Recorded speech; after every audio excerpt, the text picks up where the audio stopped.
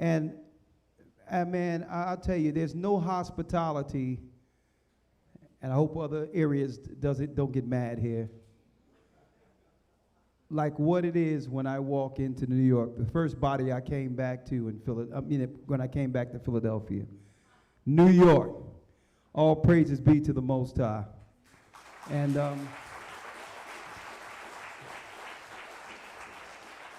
I get choked up when I think about it. All praises be to the Most High. So we have to give it up to the Most High, give it up to you. And there's a lot we need to speak about today, okay? And Elder Lawyer is in the back. You can give it up for, you can sit on that side, Elder Lawyer.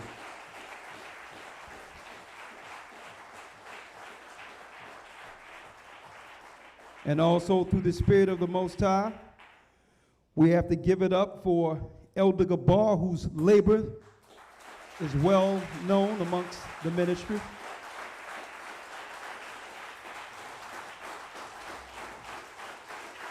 All right. That's right.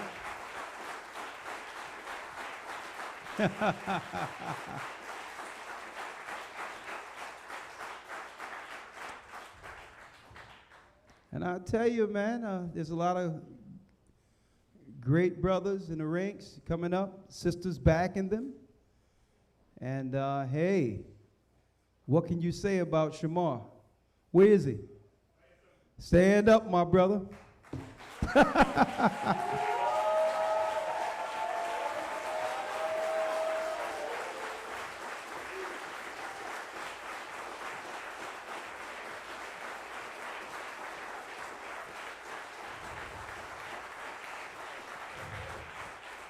Before I go into this lesson, of course, do a little feasting afterwards, and I'm going to sit with the deacons, officers, and leaders here. Let me ask a question before we go into this lesson. Right? How many of you presently in this particular church, in particular, have your passports? Raise your hand. That's good. How many without their passports? Raise your hand. We have to fix that. After the teaching today, I'm going to turn off the cameras because we're broadcasting internationally. And I'm going to talk to you about the next phase of this church and the direction it's going in, based on what you're about to hear within this lesson today. Okay? And you're going to understand why I asked that question about the passports off camera. All right? Let me give you all some insight before I go into the lesson. Years ago, on a corner teaching, myself and a man by the name of Zionash, who I will always respect as an elder,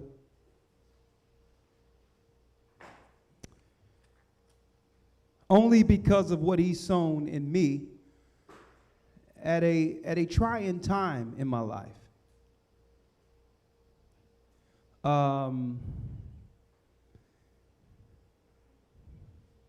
I'll tell you, how many times we've heard that the Most High work in mysterious ways.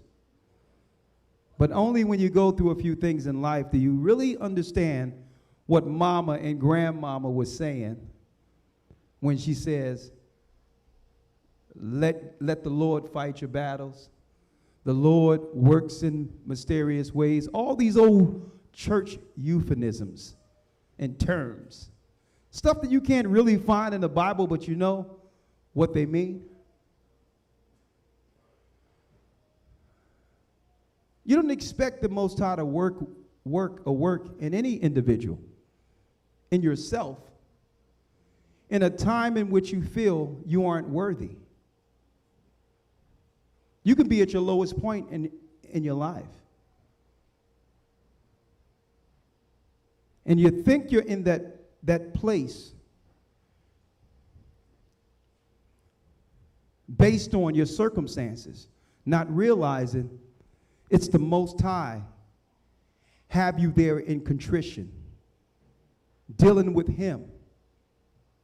The world may see it as something entirely different, but in fact, for the first time, you're humbled and need the Most High for guidance. And you can feel that moment, regardless of what the world may think. It's a moment that could change the trajectory of your life. You know your life is in the balance, especially one who believes in the Most High.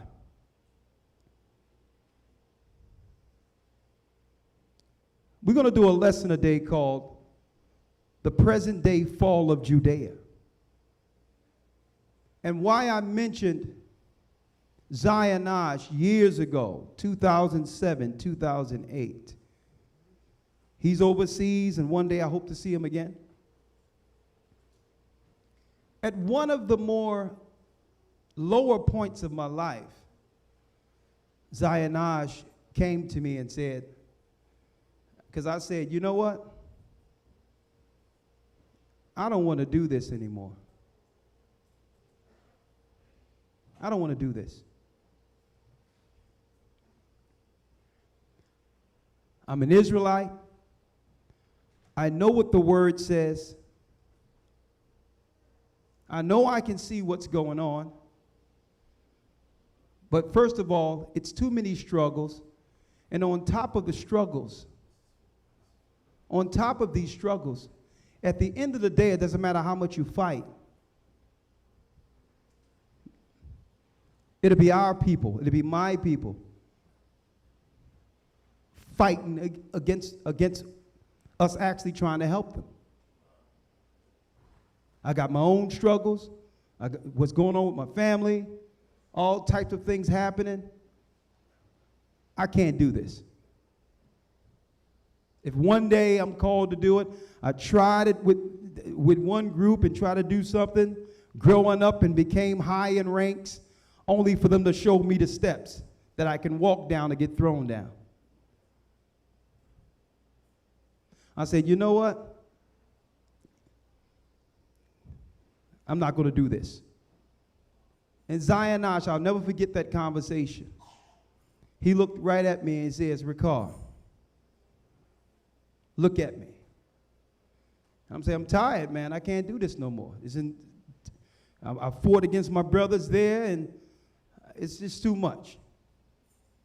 He said, Ricard, I've been in this thing before you was in this thing. I seen when you began to speak. He says, when you first spoke on 15th and 15th and Market Streets, you came straight out of the cellar, sewing clothes. And I've never seen a young man speak at a speaking that's an Israelite who got a standing ovation. He says, the Most High gave you a gift to say something to people, to make it easy for them to understand Him. He says, another thing about this is, he says, recall, the way you see things, it's needed for you to be a teacher. I've been around you. I've seen your ups, downs. I've seen you at your height and at your lowest. And if you don't do it, recall, who's going to do it? If you don't do it. He says, because I'll tell you what, if you don't do it, recall, I'm not going to do it either.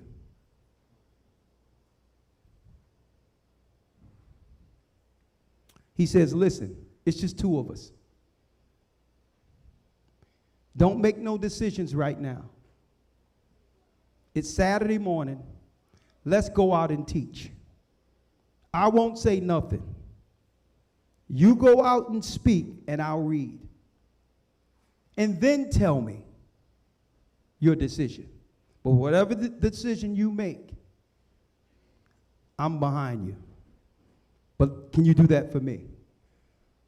I'm crying. I'm going through all types of different emotions. This is 2009. Went out and spoke. Excuse me, let me tie my shoe, because I'll be thinking about this the whole time.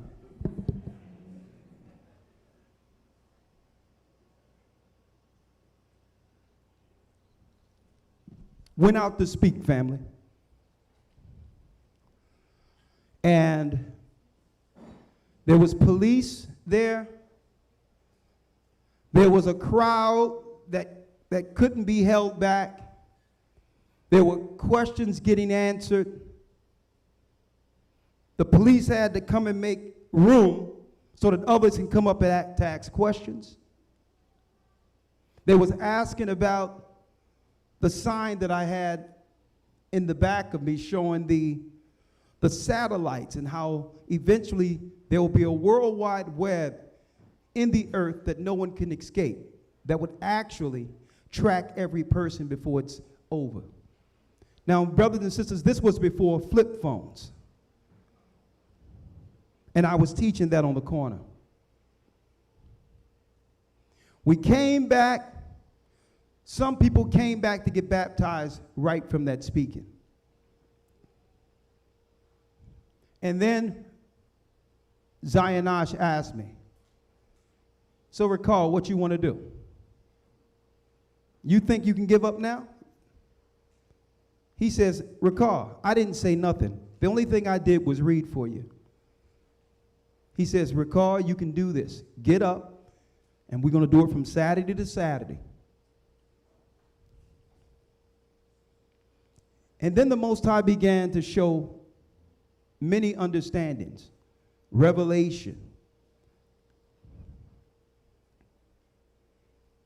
Flee. Flee. And I said, we're going to have to leave here. Went out into other countries. Now I realize, according to the Bible, he said it would send you out, he would send us out as he goats before the flock. Similar to how Joshua and Caleb sent out spies into the land to make sure it was safe before our people, before the children of Israel would actually go in and have access to freedom. We went out like he-goats among the flocks, or before the flock, to find out what was going on, set up churches all around the earth. All around the earth. Only to come back to America because there was unfinished business. But I'll tell you this.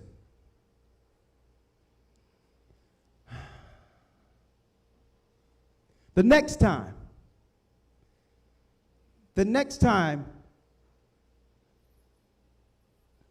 we leave, it will be the last time. And what I would like to say here is coming back, doing this work, setting up all these churches, doing what's needed.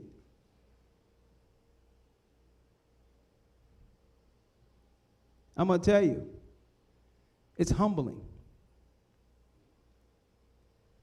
It's humbling to have met so many people that I love and care for, that cared for us from afar.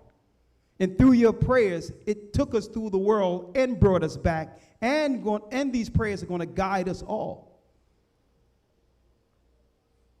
It's humbling all over the earth to be received not just as an elder, but as a brother. And I'm going to tell you this. There's a lot of shaking going on. And I know everybody's thinking, well, what's going on with this person? What's going on with that? What's going on with that? But it's like this.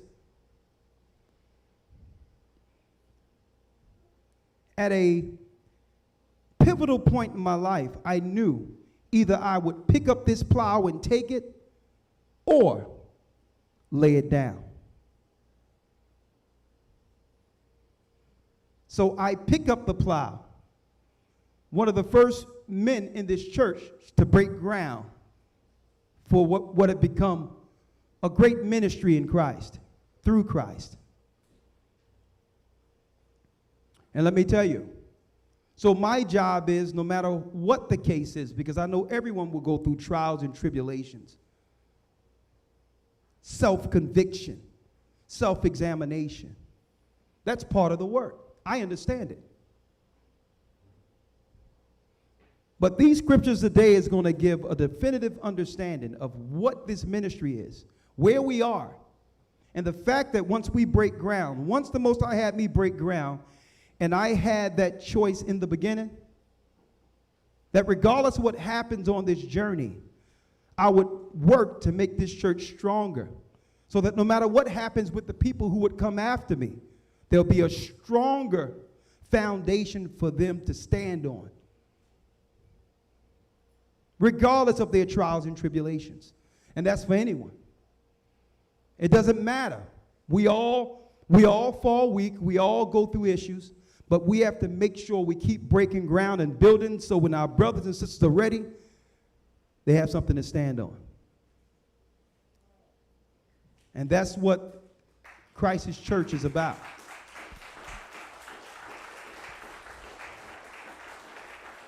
And I'm going to say this before I go into the lesson.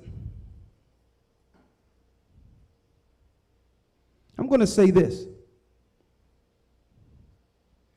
We as a nation or as a people, or those who believe in Christ, never get caught up emotionally into a moment. Never get caught up in the moment emotionally. You will lose. This is the marathon.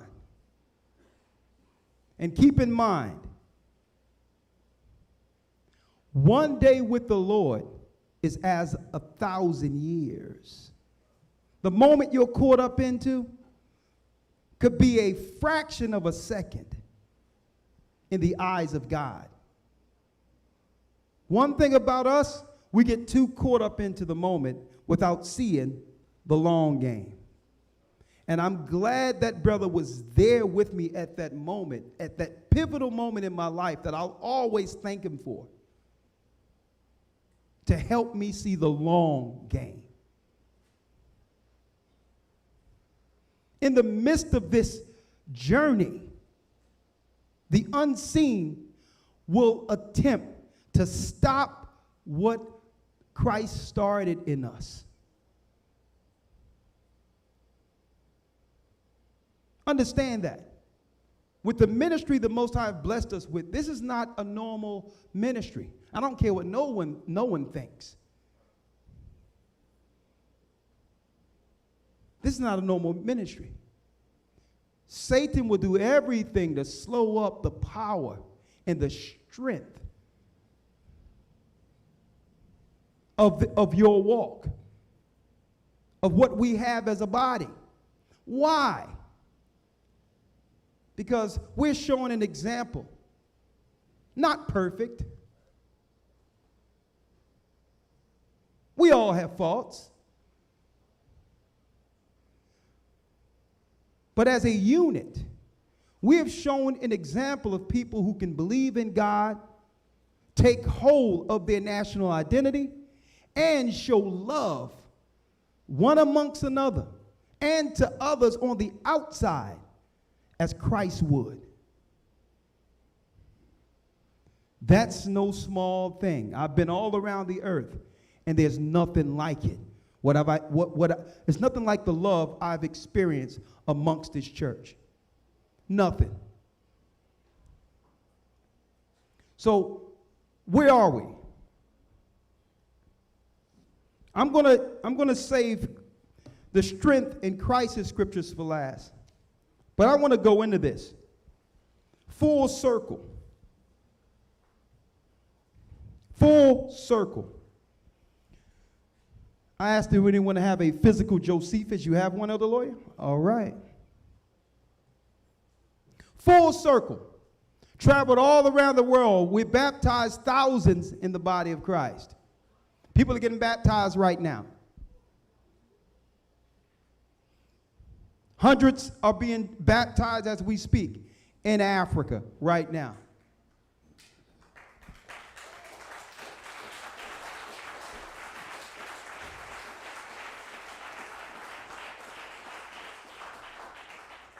Soon there'll be hundreds where we'll baptize in India. Okay? We have people in the class from Pakistan.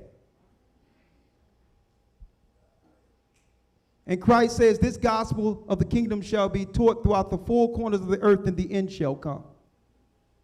Folks, why am I going through what I'm going through now? What am I breaking down? I'm going to tell you this right now, that eventually they're going to do another shutdown. Whether it be this winter or next winter, there will be a shutdown of all shutdowns. That's going to drive the people who don't know what's going on mad.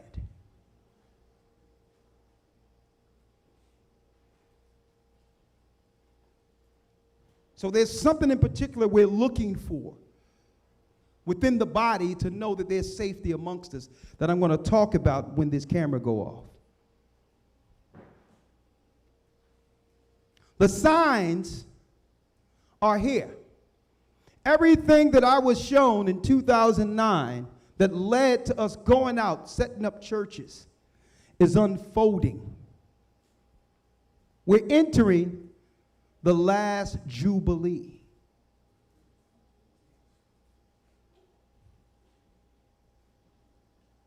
And the Most High, when he showed what was going to happen years ago, flee, flee, flee. It was preparing me, now that I understand, and us, to be able to make some bold moves. Most people thought we were crazy, but now it's starting to make sense. Even other people who thought we were crazy back then are talking about fleeing now.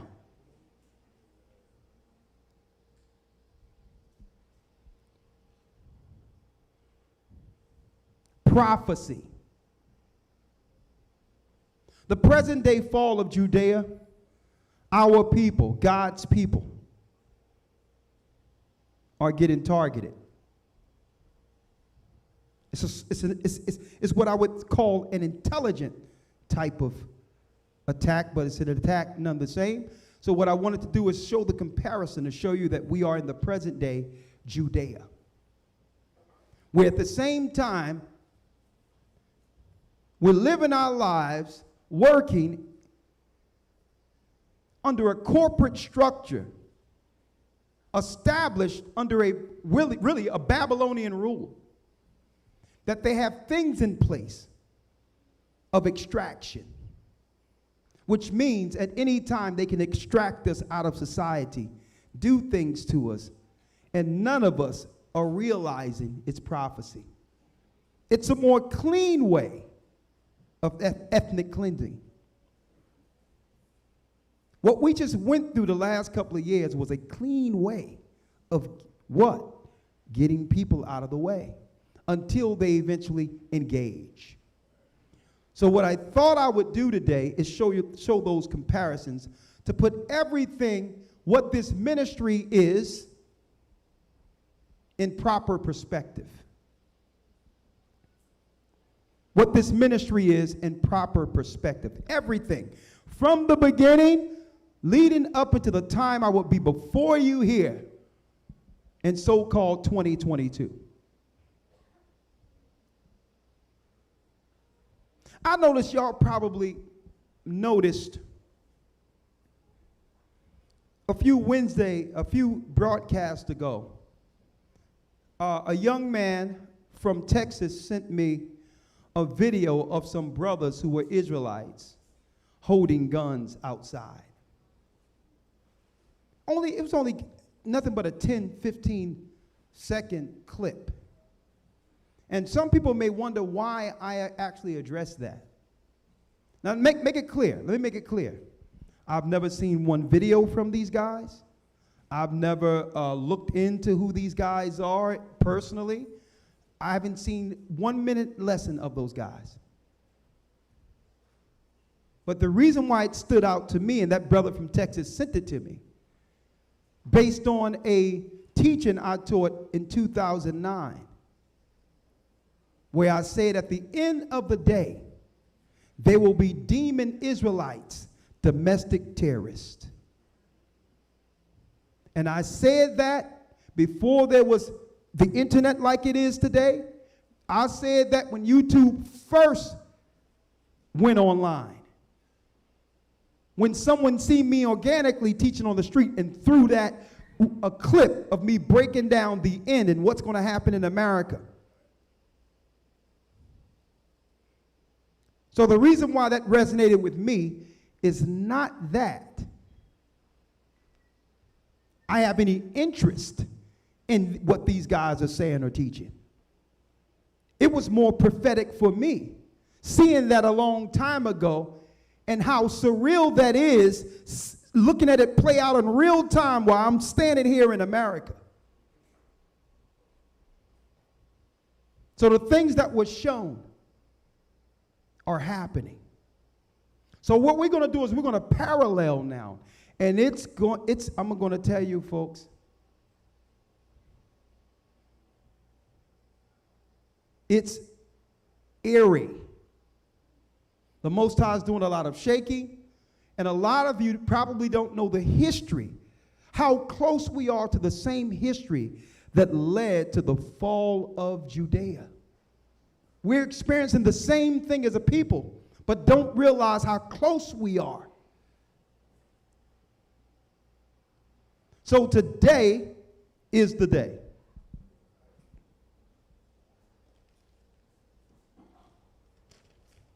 Elder Lawyer, get Luke 19:41. And I need y'all to write these scriptures down and remember, I discussed this with you, and the Most High gave me an opportunity to come back and talk to you about this. And that in itself is going to confirm in you that the Most High has always worked within the body of Christ, this church. Understand, even though I'm Elder Ricard Shiar, I'm only a part of the body of Christ. So when you are a part of a body, brothers and sisters, when you're looking into something, and she's looking into something, and another brother's looking into something, and we're all baptized in the same body, you know what happens? Even though you're looking into something, we're all connected. Next day, I wake up with an idea, and guess what it is? The idea of, man, look into this, Elder Ricard Shiar, is because you looked into something, because you were checking something out. That's how the body works. That's how it's connected.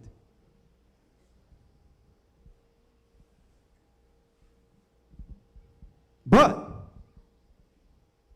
there's another part that I'll discuss once the cameras are off, because we got to talk about what we're going to do with this information now that we know how close we are.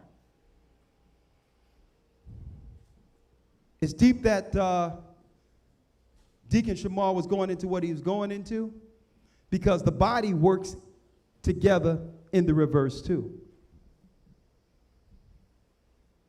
Those are all the good things when you're thinking in the Spirit and operating in the Spirit. It's strong. But if there's nervousness in the body, if there's fear in the body, if there's indecision in the body, we feel that also.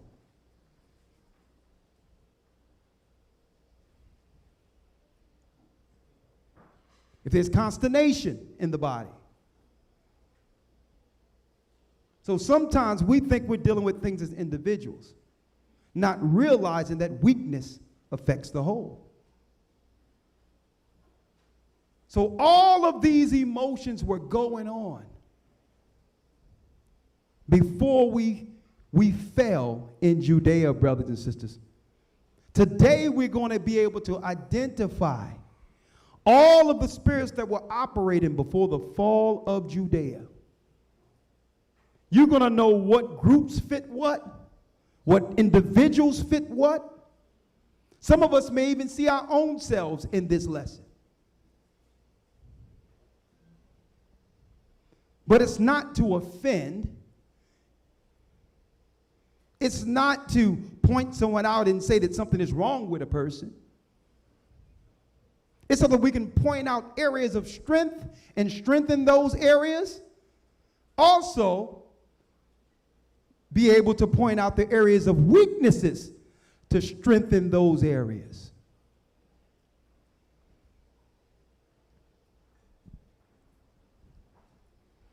Elder Lawyer, Luke 19 and 41. Read it for me, please.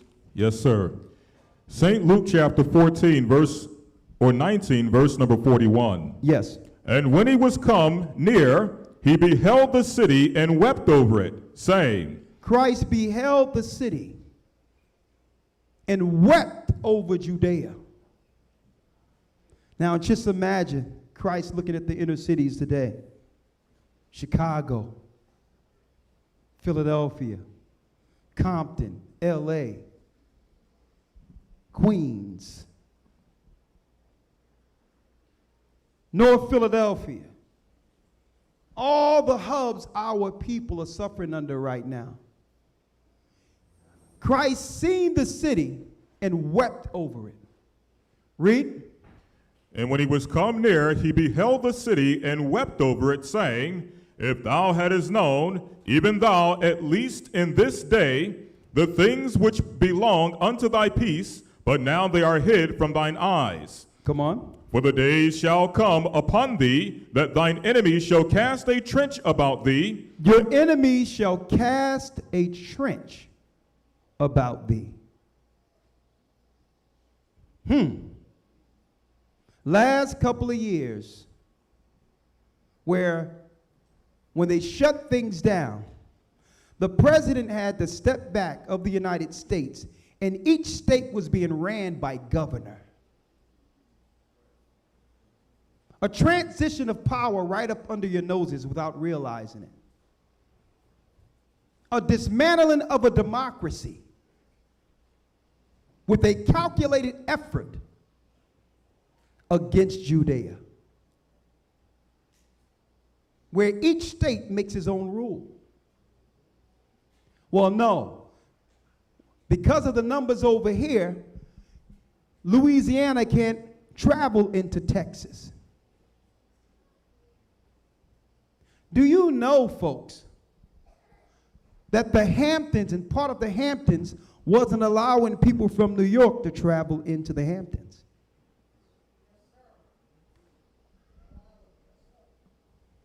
So like I said earlier, it's a smooth and clean way of trapping without actually telling you you're trapped.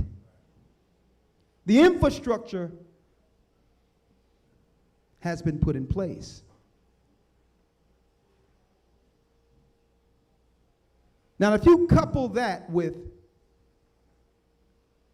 gas prices going up exponentially, which drives up the cost of living altogether, because why? It takes trucks to bring your products that needs petrol gas. So that means all the products cost are amended. Why? Because it costs them more to travel. So all the products go up exponentially. Right? And then if you look at the housing market, where they're jacking up the interest rates, where you can only get a low loan now, who are they blocking out of having assets to be able to get something in a short time to move from one place to the next?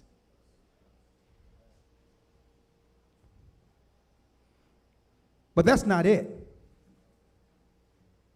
Under what they call global warming, or that's why I say the modern day Judea, the smooth way of encompassing people. Under global warming or climate change, they're saying that bad people are destroying the earth and we must use less. Where's this going? We finally got to the point where we can drive our cars with real insurance cards.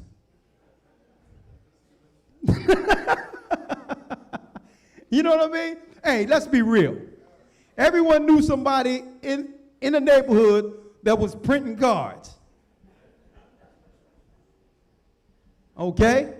We finally got an opportunity to get on our feet, finding out what credit is, getting our cards together, doing all these things, and now they're going to claim because of the gas prices and all these things and the fossil fuel issues that we need to now pivot to electric cars. So that means it doesn't matter that one day there will be no gas or petrol for you to purchase. They're pricing us out of the market, or altogether they're going to pivot out of drilling for gas.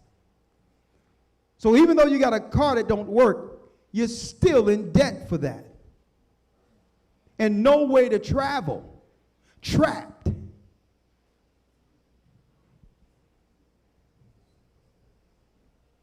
And you know, the devil like to give you some insight to the future through his Hollywood, The Walking Dead and all these things. But what do you see? You see all these expensive cars all on the road everywhere going nowhere.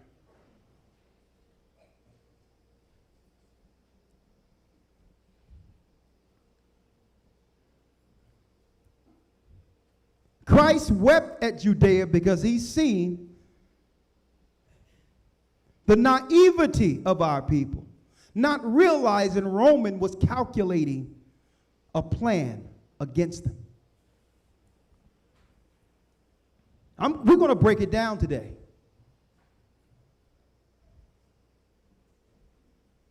I mean, folks, a couple of weeks ago, I went and bought a can of soup for my brother. He's living in my mother's house. I mean, you know, my mother, which has passed. I went and bought a can of soup. Can of soup, Progressive soup. Over $6 for a can of soup. I'm talking about a regular can, not those big ones. $6. See, when you see things prophetically and you're looking through the word, you're looking at a can of soup and you understand it's more than you're just looking at a can of soup. Folks, let me get to it. Folks, every Israelite group, let me put it this way. Every Israelite group presently, including those who believe in Christ, can be identified today based on the groups we're going to go over during the time of the fall of Judea. Those in Christ had a certain message. And all the others had a different message that would feed into the Roman machine, that would give the Roman machine the fuel to do what they were planning against us.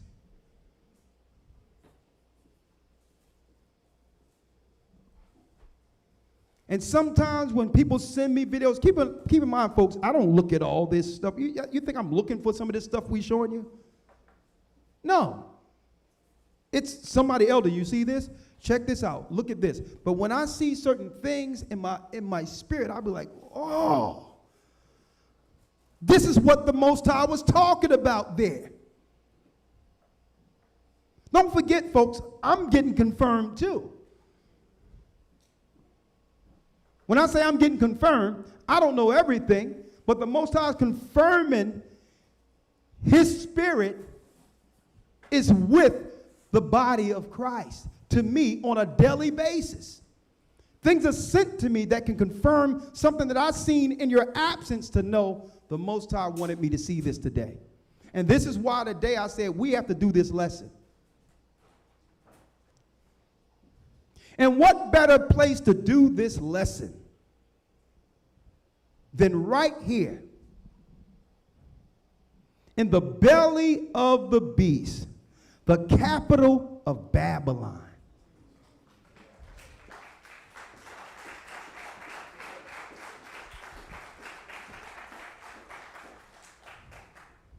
Come on, other lawyer. Yes, sir. Verse number 43. For the days shall come upon thee that thine enemies shall cast a trench about thee and compass thee round and keep thee in on every side. And keep thee in on every side.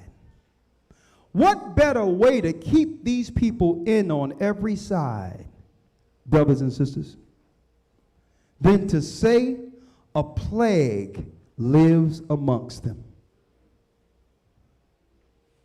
The numbers have spiked in this particular area.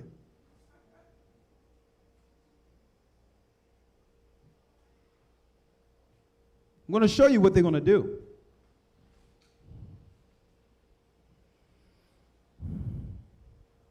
Read. Verse 44.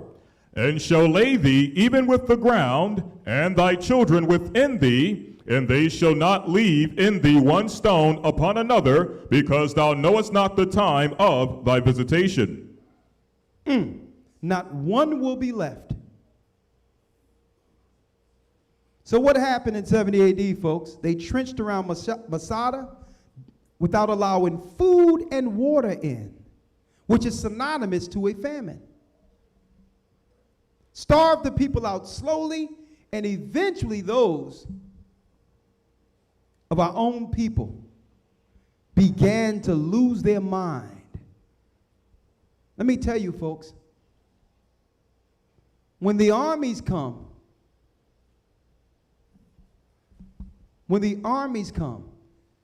it's going to be to check for who's still alive.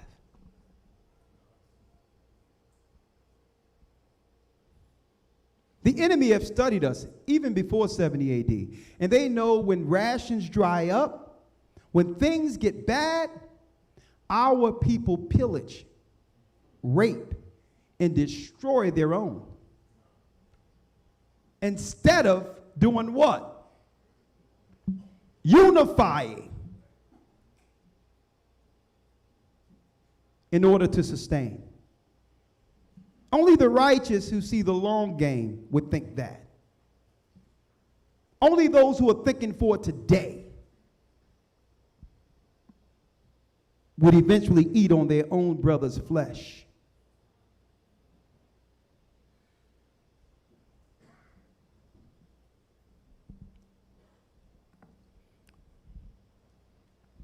Elder Lawyer, get Luke 21 and 20.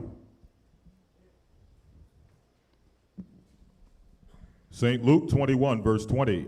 Come on. And when ye shall see Jerusalem compassed with armies. When you shall see Jerusalem compassed with armies. Read. Then know that the desolation thereof is nigh. Is what? Is nigh. It's near. So obviously, Christ didn't give them this prophecy in order for them to go in panic mode. Just because you see the armies and building the military and building of the police force doesn't mean there will be an immediate frontal engagement.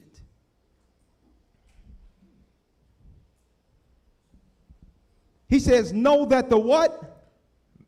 Know that the desolation thereof is nigh. Now, for those who are reading Christ and understanding Christ, the desolation is near. Now I have to kick things into gear in preparation for when what? There's no more Jerusalem. That don't mean, okay, let me just go there, go here. No. There's some more things that have to get done. There's some more people that have to be saved. There's some more people that the Most High have for the body that would help sustain us.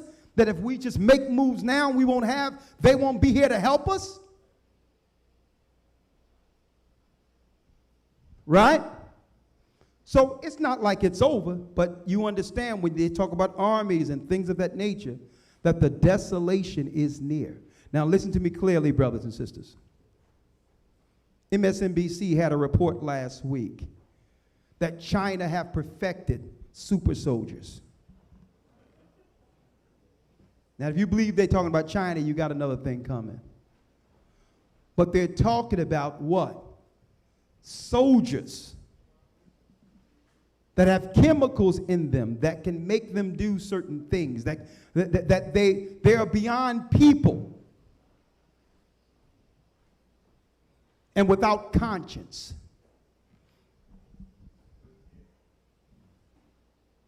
People who are being trained as machines, as kamikaze machines on foot,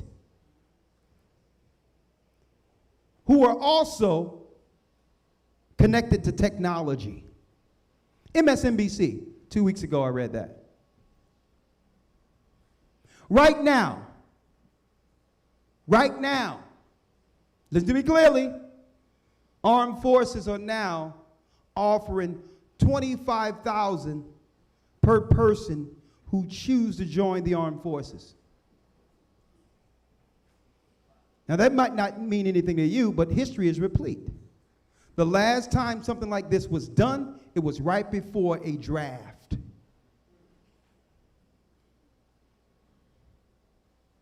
See, it's our position as watchmen to give y'all some insight to how close we are. But at the same time, the Most High is doing his shaking too. Folks, listen to this clearly. It's nigh, but it's not compassed with armies yet. And those who are wise, like the disciples and those who followed them, will realize what to do when that time comes. And guess what? Brothers and sisters, what to do will not be televised.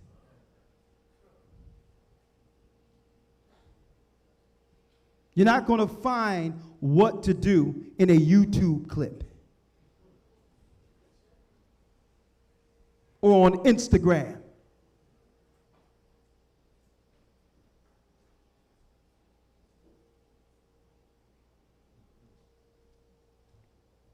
Finish reading, Elder Lawyer. Yes, sir. Verse 21. Then let them which are in Judea flee to the mountains, and let them which are in the midst of it depart out, and let not them that are in the countries enter thereinto. For these be the days of vengeance, that all things which are written may be fulfilled. But woe unto them that are with child, and to them that give suck in those days. For there shall be great distress in the land, and wrath upon this people. And wrath upon this people. Brothers and sisters. Boy, I guess at that time the Most High gave me what I needed to just leave and flee, because he wanted me to just go in full throttle, not even thinking to look back, to do a work. To do a work. Folks, when I left, I didn't have no intentions on coming back. But now I can understand. Christ is talking to those who believe in him, those who understand the ministry. So where would these people flee? They would actually flee in the same areas where the ministry was established, where there was refuge for the family in Christ. And that's when it began to come around full circle. While we were all around the world, while we're baptizing in different areas. Because it's not going to be where it's going to be just the gathering of Christ Church and people getting on planes and just flying someplace. No, no, no, no.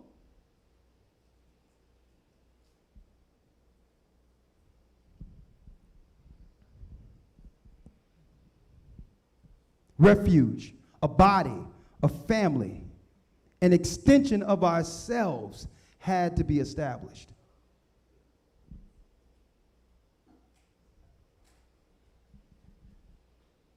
This is what y'all work for. This is what we all prayed for. An extension of ourselves through Christ.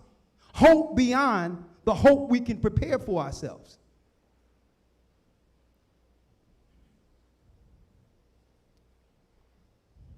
And the people that are left are going to go through turmoil. And the turmoil, to some degree, has already begun. Elder Lawyer. Yes, sir. Let's go to Deuteronomy 28 to show you that this prophecy was shown to Moses. Don't forget, Moses wasn't just shown the Roman Empire. Moses and Esdras and the prophets were shown the end.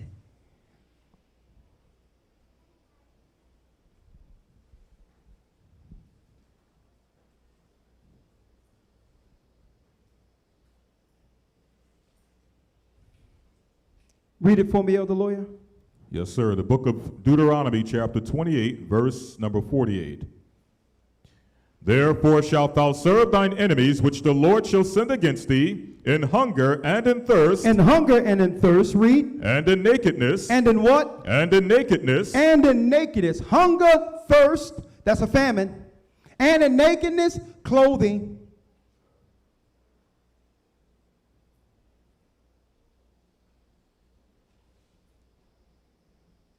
Folks, who would have known? Who would have known? One of the brothers who traveled with us overseas had a wife from Mexico. His name is Elder Shakam.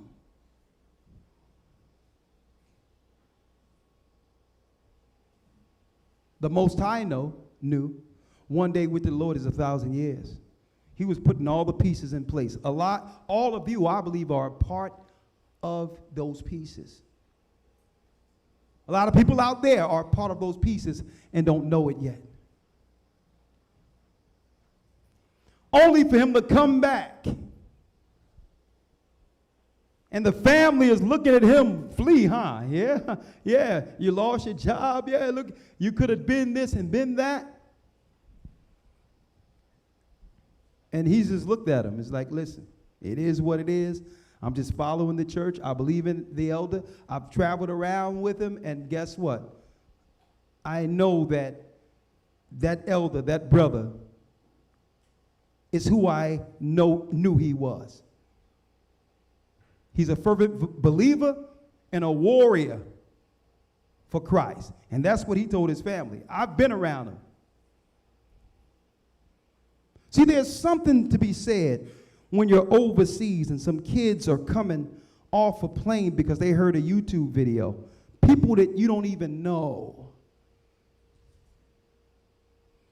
But then they call you out of nowhere and say, yeah, Elder, I seen you on YouTube. I'm like, boy, what's wrong with you? 21 years old with another young girl. 18, 19 years old. They're adults, but imagine going into another country with nothing.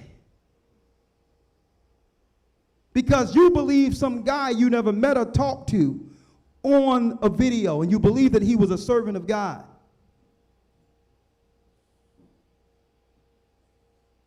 So I'm like, oh my goodness, if something happened to these kids, everything is over. How many people you know out of nowhere would say, boy, get your behind on the plane. I'm in Alexandria right now. Meet me there. And when you get there, an apartment is waiting for you, even though I didn't know you. food, water, provisions. And I'm like, the Most High sent you, it must be my duty to teach you. What's wrong with you, boy? What make you think, where's your family? What make you think you can get up and just go that like that? Your family gonna worry about you. You know what's going on in the Middle East? He says, Elder, I've been following your videos this long, da da da da da da da. And I done changed my life, and to make sure I changed my life, I made sure I got a connecting flight from Amsterdam to where you are, because I heard that you was in some area. I was trying to see where you were. I'm like, to Amsterdam? He says, yeah, Elder. That's where the legal weed is.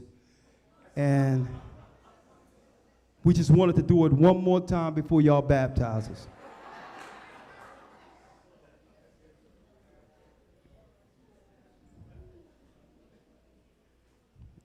I couldn't help but laugh. I'm like, boy, didn't know anything about this young man.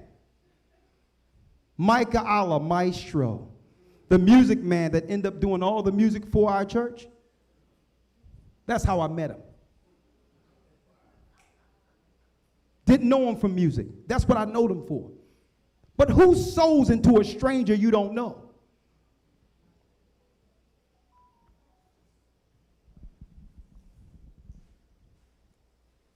He's down there in front of the shisha shop, doing the moonwalk and popping and all. I'm like, brother, what does inconspicuous mean to you?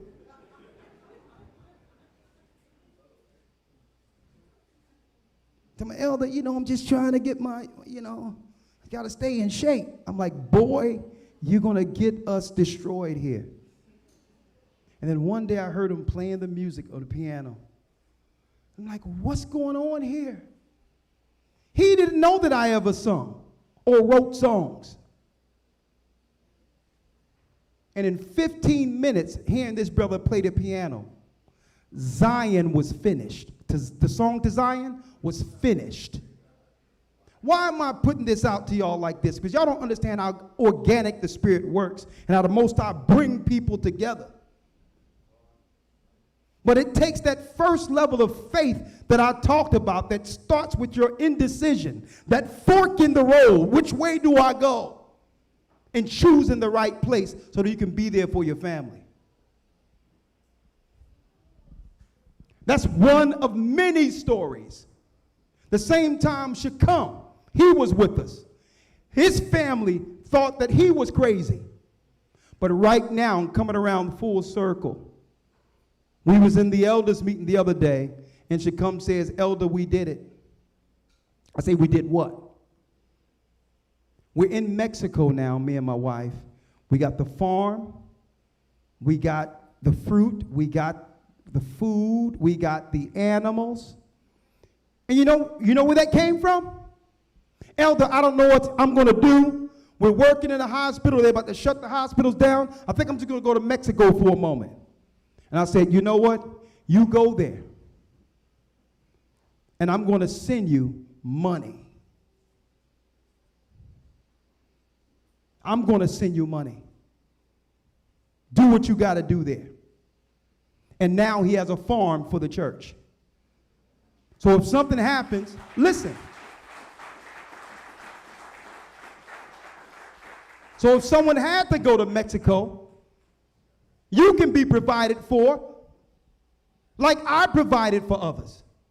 And then through that, you'll be able to one day set up something to provide for others. That's what a body is about. And that's how I'm understanding how this thing went down in Judea. It was through them sowing in the ministry, being like Christ, giving our people an opportunity. That spirit in of itself helped save our nation.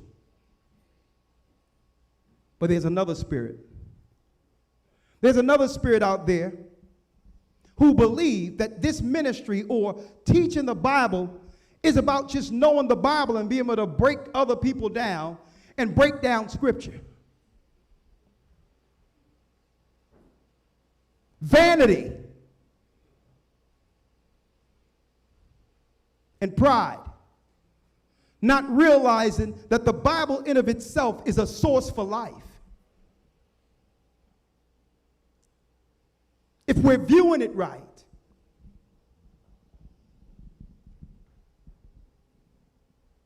Let's read it, Elder Lawyer. Yes, sir. Deuteronomy 28, verse 48.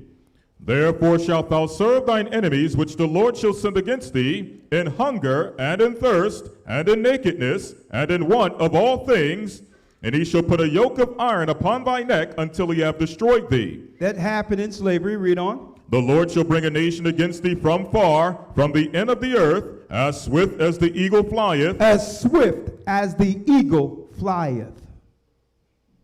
Esau, though thou exalt thyself as the eagle. Read. A nation whose tongue thou shalt not understand. Come on. A nation of fierce countenance, which shall not regard the person of the old, nor show favor to the young. And he shall eat of the fruit of thy cattle, and of the fruit of thy land, until thou be destroyed. Which also shall not leave thee neither corn, wine, or oil, or the increase of thy kind, or flocks of thy sheep, until he have destroyed thee.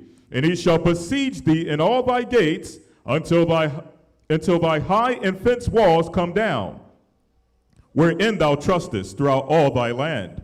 And he shall besiege thee in all thy gates throughout all thy land, which the Lord thy God hath given thee.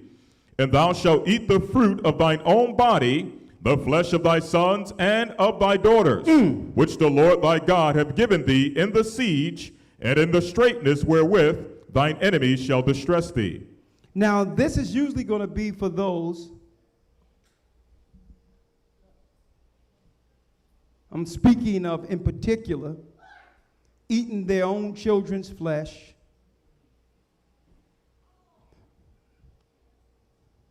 raping and pillaging one another. These are going to be for those who didn't listen. When they were told the time was near, they scoffed at it. It ain't going to happen. Who you think you is? People are so busy, they're so busy looking at man. They don't understand when the Most High is actually trying to help them through a man or through that man.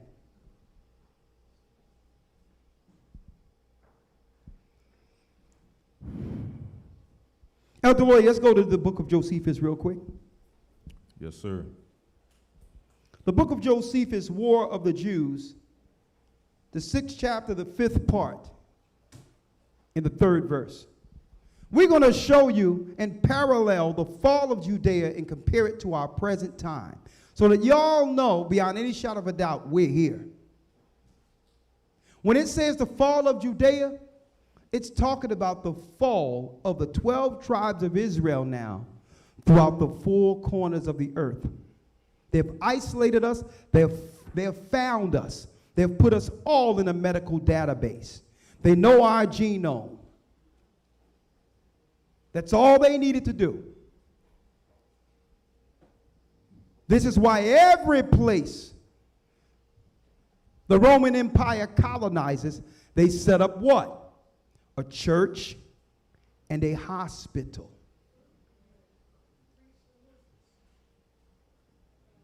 Why a hospital in particular? It says, cursed shall y'all be coming into the earth, and cursed shall be when you leave the earth. That's when a person is born and when they die. That at those integral points of our lives, the Roman Empire are intricately intertwined with our birth and our death, and all the health in between. So for the sake of health, they would set up a system in which our people would be dependent on them to deliver a baby or to clean up a body and all these things before laying them down. So that means they would have power or be intertwined with every individual that they have colonized by default of the system they have set up. So that's just the hospital part of it.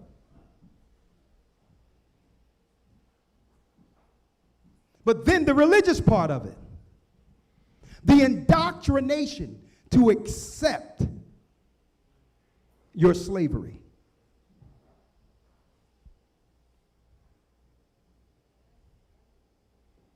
You put these two together, and there's no escaping without a phenomenon.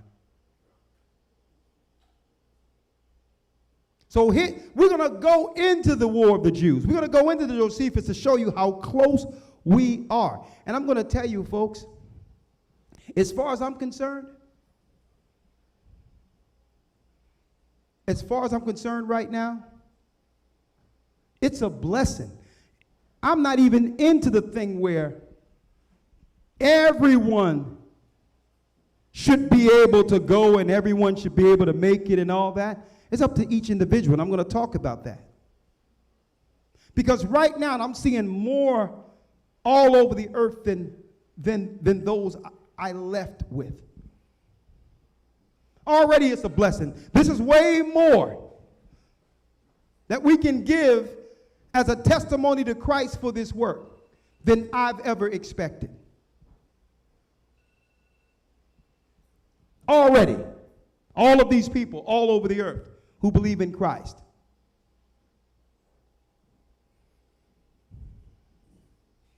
But I understand wholeheartedly, brothers and sisters, that it's ye that endure unto the end, the same shall be saved. It's going to get tough. Elder Lawyer, let's read it in the War of the Jews. Yes, sir. Wars of the Jews, Book 6, Chapter 5, Paragraph 3. Now, this is when Vespasian and his son Titus began to go against our people. The Roman Empire in Judea. Against Judea. Read. Thus were the miserable people persuaded by these deceivers, and such as belied God himself, while they did not attend nor give credit to the signs that were so evident and did so plainly foretell their future desolation. Now, the Most High gave signs in the heavens, which confirmed Christ's words, brothers and sisters, that was telling the people, based on these signs, eventually when it breaks down, you'll need to go into these different areas.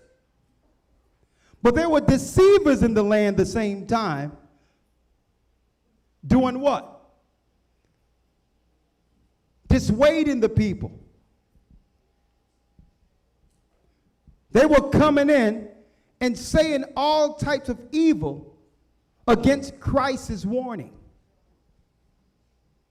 Y'all believe that man? Listen, we don't have to go anywhere. And they were given what? Examples out of Scripture to a lot of our people to confirm their stance on standing right there while the Romans crushed Judea. It's going to tell you. Deceivers. Now, folks, these deceivers weren't the deceivers of the Gentiles. These were Israelite men of renown, those of respected position, who was questioning Christ's prophecy, even Moses' prophecy, and through their eloquent speaking, deceiving the people and having them sit pat. Read. But like men infatuated, without either eyes to see or minds to consider, did not regard the denunciations that God made to them. Thus there was a star resembling a sword which stood over the city. Look at that. The Most High had the stars, who are the angels, form in the sky a sword. There was a sword formed in the sky, like you see the Big Dipper? No, the stars came together and formed a Roman sword. Now, if that's not an omen or what you would call a warning, Read.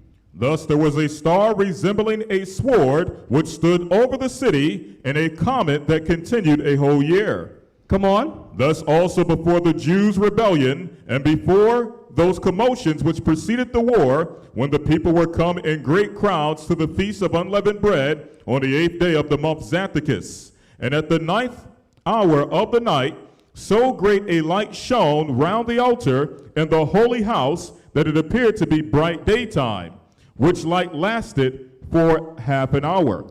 At Passover, they would all see a light at night that turned night into day during the Feast of Unleavened Bread. So obviously these were Israelites seeing all the signs and not doing anything. Without doing anything. All praises be to the Most High. I tell you this, regardless of what happens or what goes down within the earth, I know when a brother, sister somehow get to Mexico, they have refuge and food. If they were to go into Africa, they're going to have refuge and food. If they were to fall into parts of Europe, whatever the case is, hey, if they go into Egypt, they'll have refuge and food. If they go into Zimbabwe, they have refuge and food.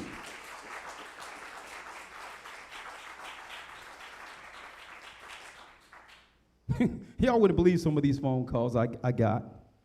I get a call 2 in the morning. Hey, yeah, Elder, I'm in Rome.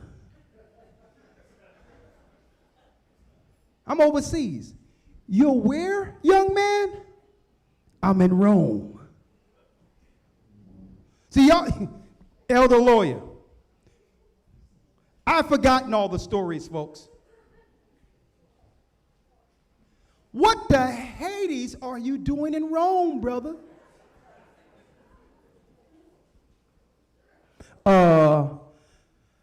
I was trying to get into this country, and they turned me back and gave me a one-way ticket, and they told me I can get on a plane, and the only plane that was going out at that time, if I didn't want to get arrested, was Rome.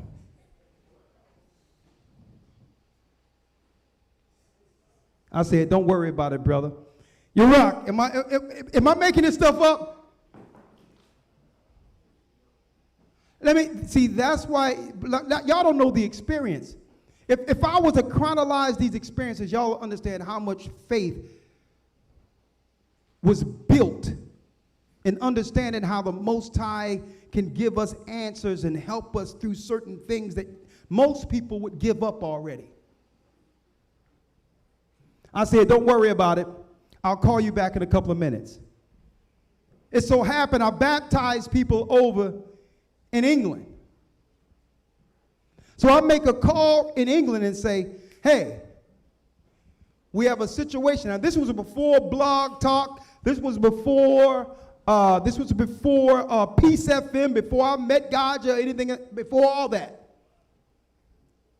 In England. I make a phone call, and Josh says, Elder, I know what we can do. There's a train that goes from Rome to here, and we can pick them up on the train. But the problem was, guess what? He only had 22 cents.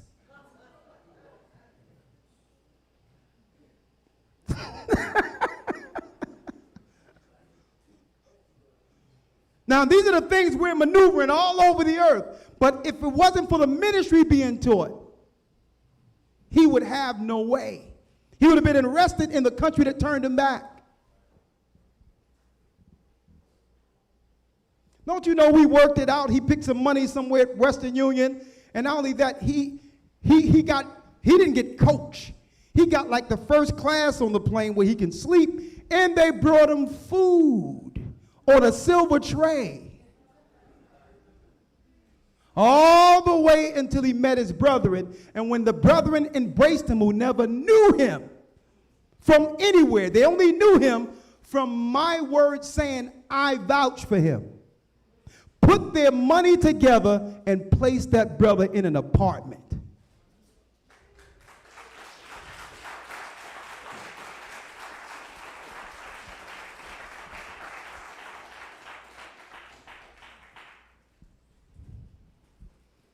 Man, we can have these all night. A matter of fact, I'm going to make sure this tabernacle, I'm going to be amongst the body, and we're going to just sit around a campfire, and I'm going to tell you, word is born. We're going to talk.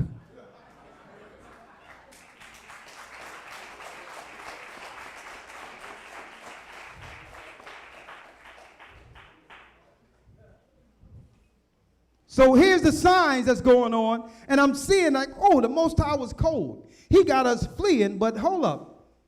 He have us setting up ministries. He's seeing something greater than me. I'm just going as the Spirit is taking me, but we are actually setting up refuge. Now I understand when Christ told the people to flee that there would be a place for them based on the ministry that was established through the apostles. There's no way I could have thought of any of this. I'm operating as the Spirit moved me to do something. But the Most High sets up what he needs for his people. Read on, Elder Lawyer. It says here, the light seemed to be a good sign to the unskillful, but was so interpreted by the sacred scribes as to portend these events that followed immediately upon it. At the same festival also a heifer, as she was led by the high priest to be sacrificed, brought forth a lamb in the midst of the temple. Moreover, the eastern gate of the inner court of the temple, which was of brass and vastly heavy, and had been with difficulty shut by 20 men, and rested upon its bases armed with iron, had its bolts fastened very deep into the firm floor, which was there made of one entire stone, was seen to be opened of its own accord about the 6th hour of the night. Now those that kept watch in the temple came hereupon running to the captain of the temple, and told him of it, who then came up thither, and without great difficulty was able to shut the gate again. This also appeared to be to the vulgar a very happy prodigy, as if God did thereby open them the gate of happiness. But the men of learning understood it, that the security of the holy house was dissolved. Look at that. Those who had understanding knew what it was. Others without the understanding seen it as something good. The Most High gave signs over and over and over and over again. But the people, even those who claim to know Christ and know God and know they were Israel, didn't take heed to these signs. Now, what we're going to do real quick, because there's many signs, but eventually the Most High would allow the eagle Rome to come against those who didn't listen. Right? But before we go there, Elder Lawyer, I would like to talk about some of the rebels and some of the spirit that was actually in the city amongst our people. In the city amongst our people. Who knew the truth? Elder Lawyer, I need you to go to Wars of the Jews, the 2nd chapter, 254 to 257, the Josephus.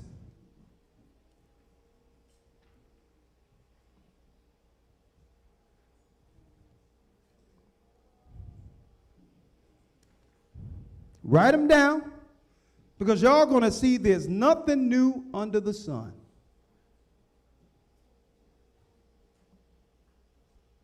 There is nothing new under the sun. Let's read it, Elder Lawyer. Yes, sir. Take your time. It's 2 and 54, right? 2. It says 2 and 254. 254. Yes, sir. 254 to 257. Yes, sir. Yep. Yes, sir. Yes, sir. So this is Wars of the Jews, book 2, verse number 254. When the country was purged of these, there sprang up another sort of robbers in Jerusalem, There sprang up robbers in Jerusalem, which were called Sicarii. which was called what? Which were called Sicarii. Which were called Sicarii.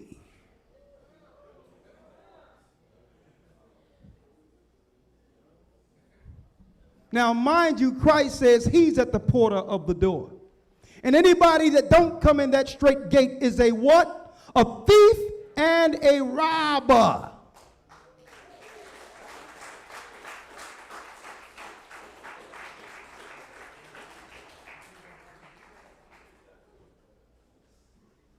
Y'all don't understand what's going on, brethren. There's nothing new under the sun. The same spirits are operating, taking rogue spirits, unbelievers, and antichrist, and revealing the truth so that you can be confirmed that you're standing on solid ground, brothers and sisters. Read it again. When the country was purged of these, there sprang up another sort of robbers in Jerusalem, which were called Sicarii. Which were called Sicarii. Were they for our people? Were they a benefit for God's ministry? Were they there to save and help us from the Romans? Or were they sent by the devil to help the Romans?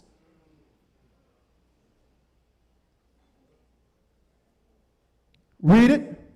Who slew men in the daytime, and in the midst of the city. This they did chiefly at the festivals, when they mingled themselves among the multitude. So they would come amongst us, like us, but was looking to rob, pillage, and kill us.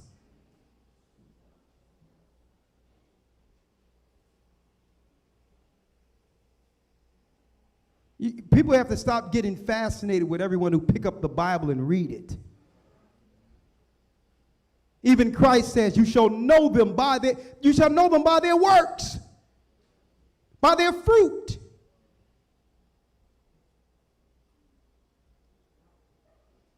Read. And concealed daggers under their garments, with which they stabbed those that were their enemies. They were known to take weapons to come against those who they felt would oppose them. This was before the modern day automatic or handgun. Same time Jerusalem is falling and being destroyed, this activity was going on back then. You're going to tell me the Bible isn't true when it says there's nothing new under the sun? And I know to a lot of you, that's shocked that y'all even see it. Like, oh, that's his. We've been read the history of these Vangros.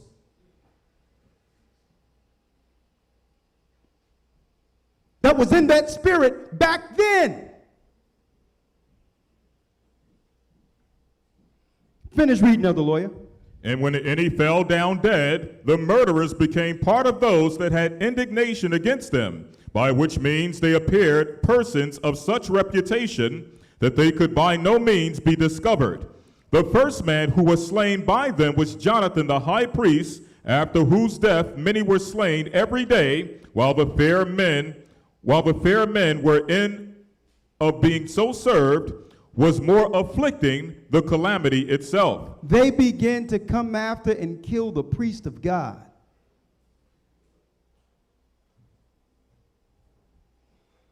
Some of our people, they get so fascinated with what they see and don't do any research and understand that the Most High has given them signs.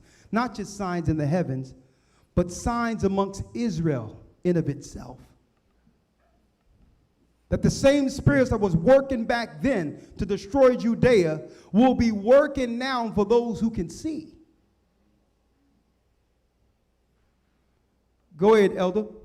And while everybody expected death every hour, as men do in war, so were men obliged to look before them and to take notice of their enemies at a great distance. Nor if their friends were coming to them, durst they trust them any longer. But in the midst of their suspicions and guarding themselves, they were slain. Such was the celebrity of the plotters against them, and so cunning was their contrivance. Look at that. Now, just by a show of hands, who knew that Sakari was the robbers who were destroying our people in 70 AD? Okay, we got some sharp ones up in here. All right. Now, personally, like I said, myself, I don't look at any videos of no Israelites or anything, because everything they taught, everything they saying, I said that in 92, 93. I can do all their teachings and tell them, oh, excuse me, that false breakdown you're doing, here's 2 scriptures you're missing.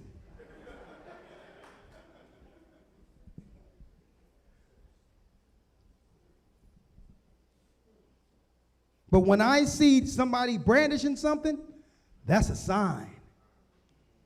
Especially at a time where the whole world right now is talking about massacres.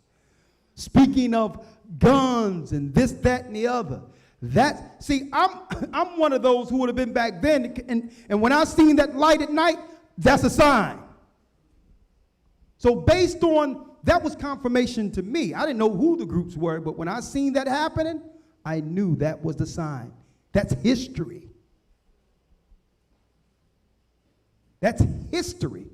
What are we seeing? We're seeing those that once the cities are closed, who would actually pillage and destroy those of our people who are left. Because it happened before.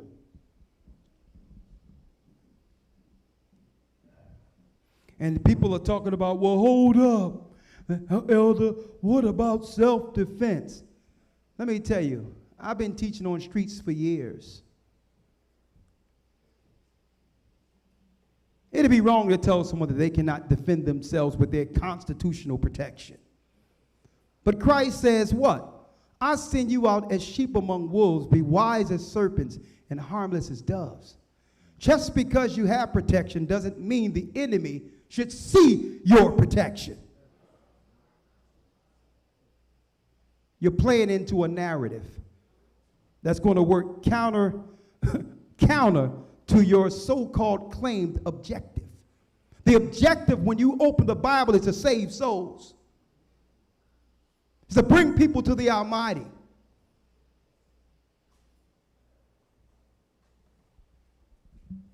But I wanted y'all to know that's history. History, brothers and sisters. Elder Lawyer, we're going to finish up soon, but I need you to get this for me. Yes, sir. I need you to get War of the Jews, where the Romans sacked Jerusalem. The 6th chapter, the 8th through the 9th verse. 8 through 9, 1 through 3 after that.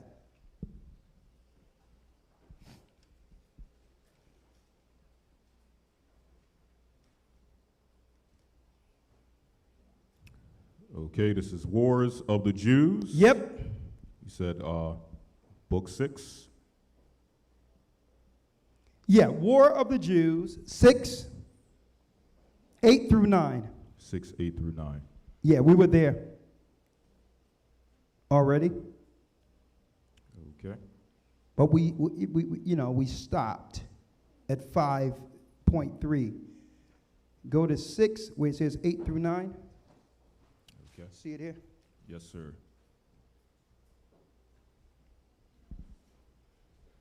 I see.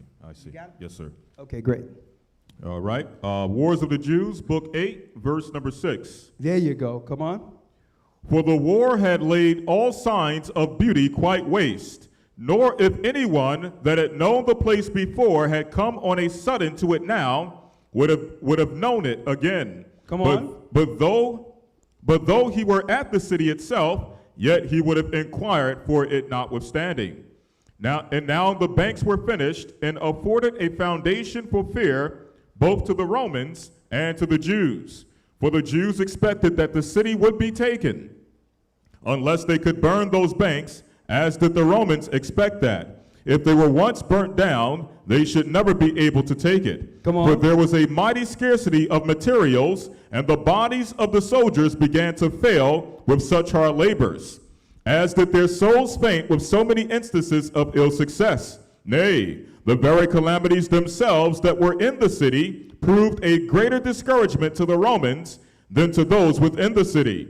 For they found the fighting men of the Jews to be not able at all not mollified among such their sore afflictions, while they had themselves perpetually less and less of hopes of success, and their banks were forced to yield to the stratagems of the enemy, their engines to the firmness of their wall, and their closest fights to the boldness of their attack.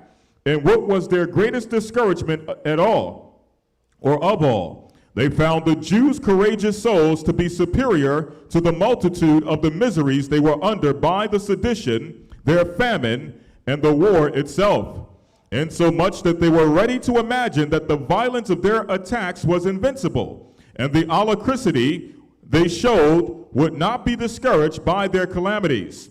For what would not be those able to bear it if they should be fortunate, who turned their very misfortunes to the improvement of their valor? These considerations made the Romans keep a stronger guard about their banks than they formerly had done. But now go ahead, keep on. Verse 15. But now John and his party took care of securing themselves afterward, even in case this wall should be thrown down, and fell to their work before the battering rams were brought against them. Yet they did not compass what they endeavored to do. But as they were gone out with their torches, they came back under great discouragement before they came near to the banks.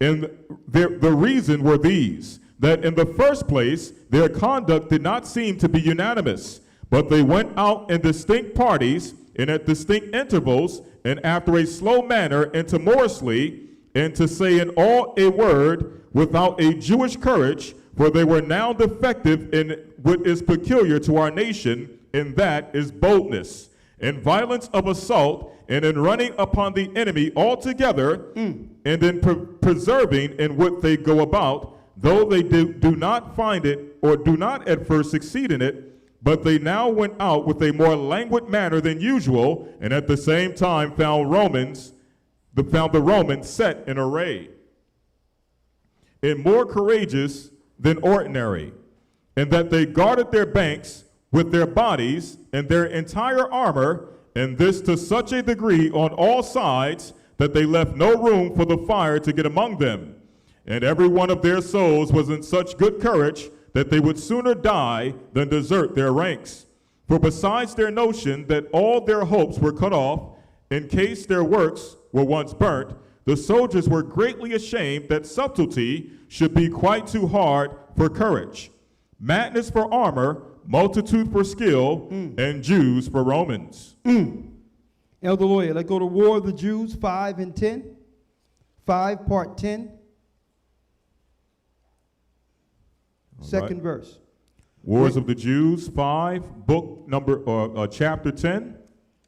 And part 2, which it talks about the starvation that was within the walls. Yes, sir.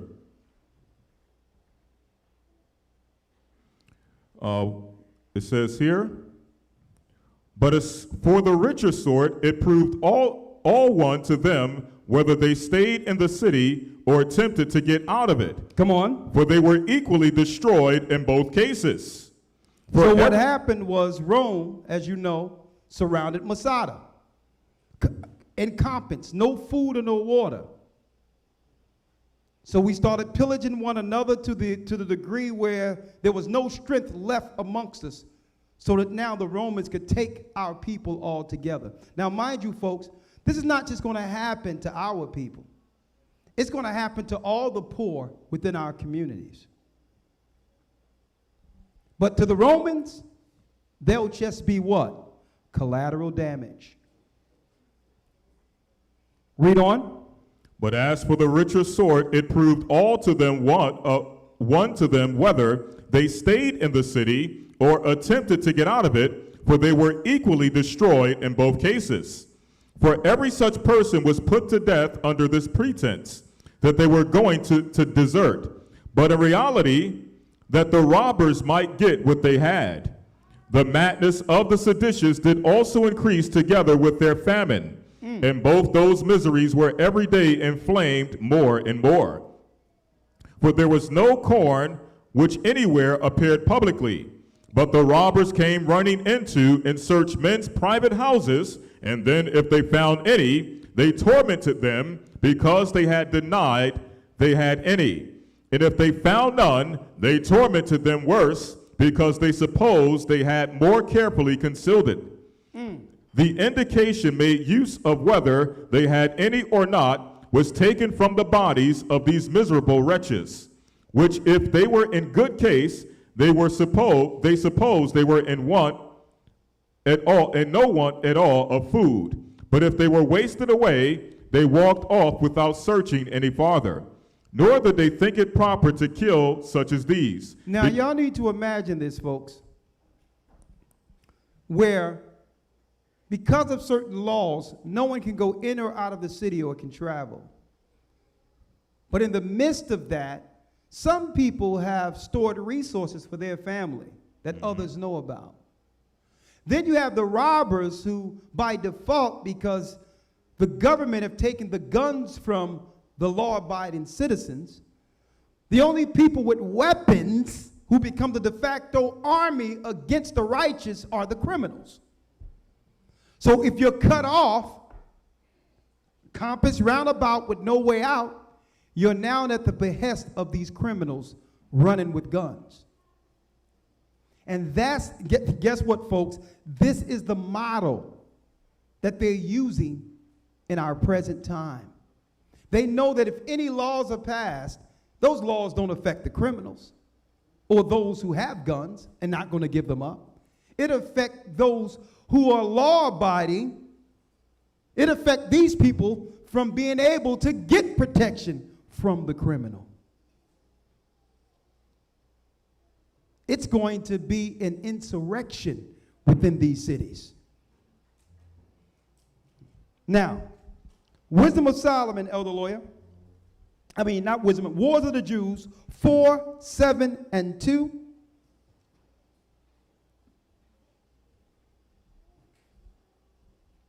Get that real quick? And then we're going to go and show you in the book of Acts and all that, the rebels and all that that was pointed out in Scripture. Then we're going to leave it with what we need to do according to Christ. Now that we understand what this earth and what God's people are up against. War of the Jews, 4, 7. Let's get it. Yes, sir. Wars of the Jews, 4 verse 7. Come on. And now the multitude were going to rise against them already, for Ananus, the ancient of the high priest, persuaded them to it. Not sure that's not the one. This is one. All right. You wrote it down. Yes, sir. All right. What section you at? See down here? Right here. 4, 7. Okay. You got it? All right.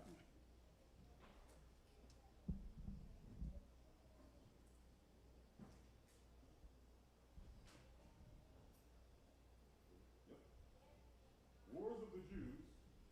Your mic? I think it's good now. Is this mic good? All right, great. One moment. Let's switch out his mic real quick. Thank you. I appreciate it, sir.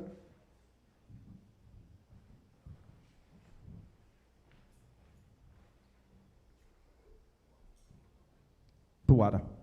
Wars of the Jews, Book 4, Chapter 7, Paragraph 2. Yep. And now a fourth misfortune arose in order to bring our nation to destruction. In order to bring our nation, the fall of Judea, to destruction. What happened? There was a fortress of very great strength not far from Jerusalem, which had been built by our ancient kings, both as a repository for their effects and hazards of war, and for the preservation of their bodies at the same time. Okay. Thank you. It says, it is called Masada. Those that were called Sakari had taken possession of it formerly. Read it again.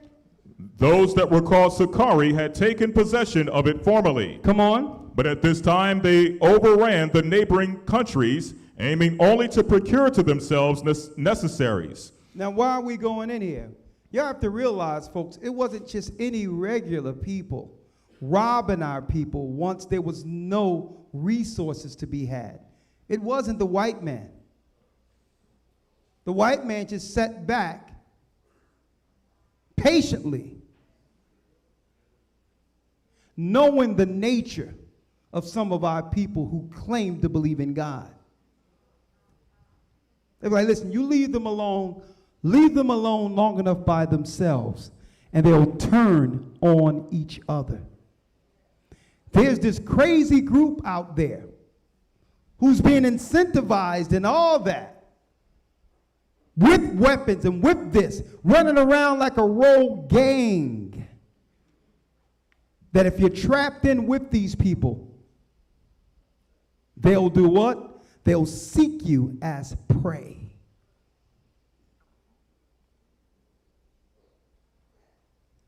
Now imagine,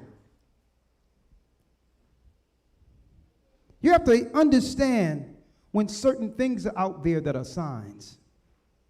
When you hear stuff like, in the midst of a presidential race, you hear things being said, which was first echoed in the chambers of Congress and the Senate, where you think it's talking about organic activists are making statements. Present day Judea. When you hear stuff like, defund the police, to you, that's nothing. To you, it's, yeah, we don't need no more George Floyds. But no, to them, it's Masada. Let the police and let everybody back out so that they can kill each other.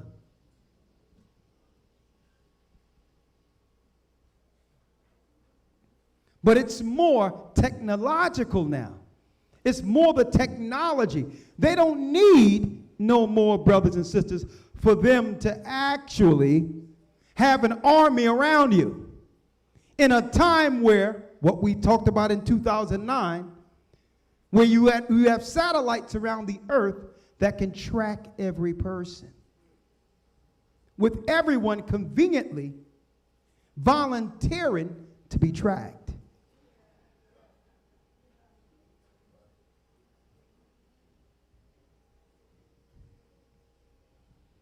So that's why I said, you know what? Hey, with our church, we're going to have that too. I'm gonna go and get them made out of leather, signal blockers, cell blocks, and lap locks. And we'll just own that, and so we can put our devices in, and guess what? Hey, satellite phones. Hold up. I need to talk about this when the camera's off. But let's talk about the rebels. They're already operating in our system, and the government powers know who they are. People who are rogue. Not that they are paid by government, but they're so rogue they can be used nonetheless.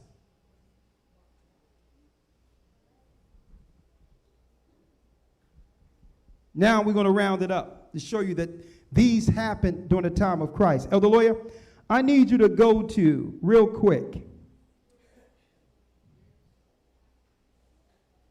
some of what's in the book of Acts, real quick. Acts 5 and 36. Yes, sir. Acts 21 and 38.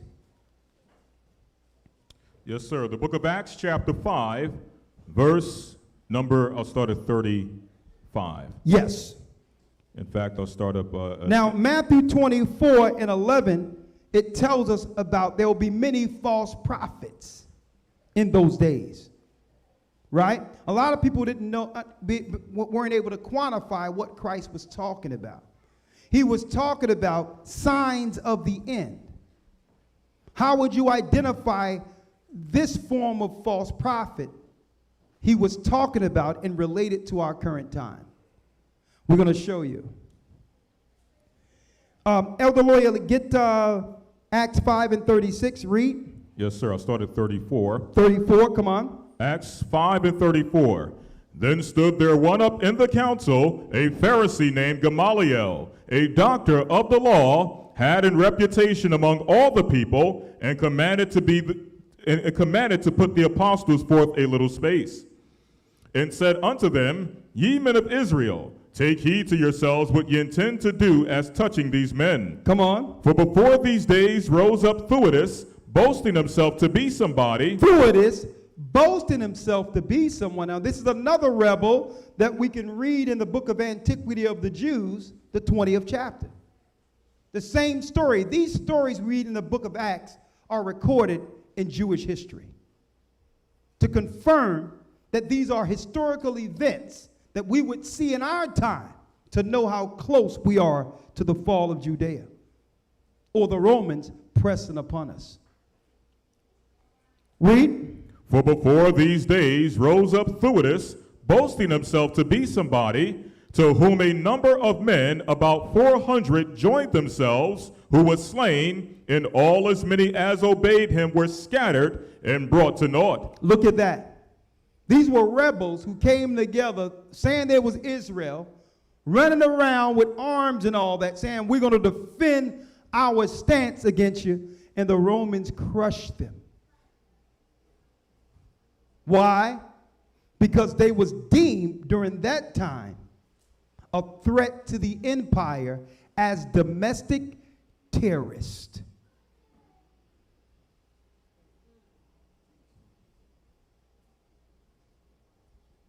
There's nothing new under the sun. A lot of people, you can have young people who are impressionable, might see that as some type of might or power. If you see Grandmaster J, the NFAC, we're not effing around and all this other stuff. There's these 70 exploitation groups that are being created by the system. Some young guy, impressionable, might look at that and say, yeah, man, I want to join that. And that's what the power structure are banking on. You sitting there reading the Bible, yeah, the white man, this, that, and the other, and then somebody sitting there with something on his shoulder. There's going to be a young boy going to come up there and say, man, can I be a part of that? That looks fun. And none of you will know anything to the wise who are reading the Bible do not realize that happened before. Where 400 men joined to people like that and were destroyed by the Roman Empire. Now, some people ask, well, Elder, why do you put things out there like that? Well, first, I was shown it in 2009 before there was YouTube and all this other stuff. Second of all, I want to make sure it's verbally documented what an antichrist act looks like.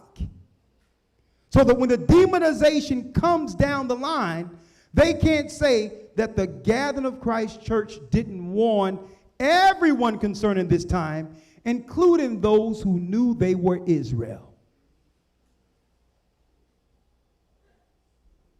History is replete.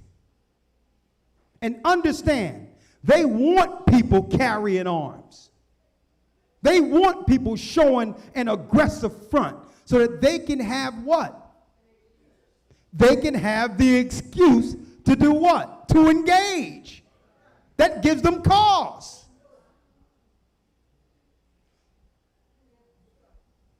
So I put it out there to say what? This needs to be documented.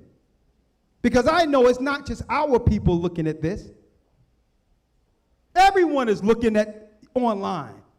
Even law enforcement. Law enforcement, when there's a crime, they go online first and pull up someone's what? Profile. Your Instagram or your Facebook and find out who you talked to last. So I put it out there so it's documented that I know what time we're in. And when you see people brandishing and doing all those things at the same time the government is talking about it, it's a sign that we're near the fall of Judea. That's a sign. Thaddeus.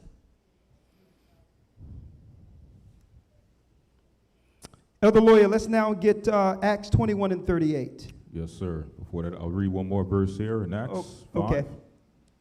37. Yeah. After this man rose up Judas of Galilee in the day of the taxing, and drew away much people after him. He also perished, and all, even as many as obeyed him, were dispersed. So just because somebody can speak and teach and you can get somebody to follow you doesn't mean it's right. The intentions for this word is Christ's gospel. It's not to stand in military operation of an empire God set up and only Christ can take down. I need y'all to understand this. And I'm saying this because some people you're young. You can be impressionable and get impressed by that and fall through the folly of men.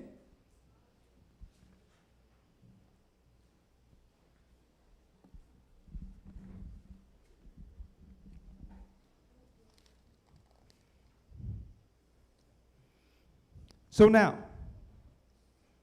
what are we to do, understand at the time we're in?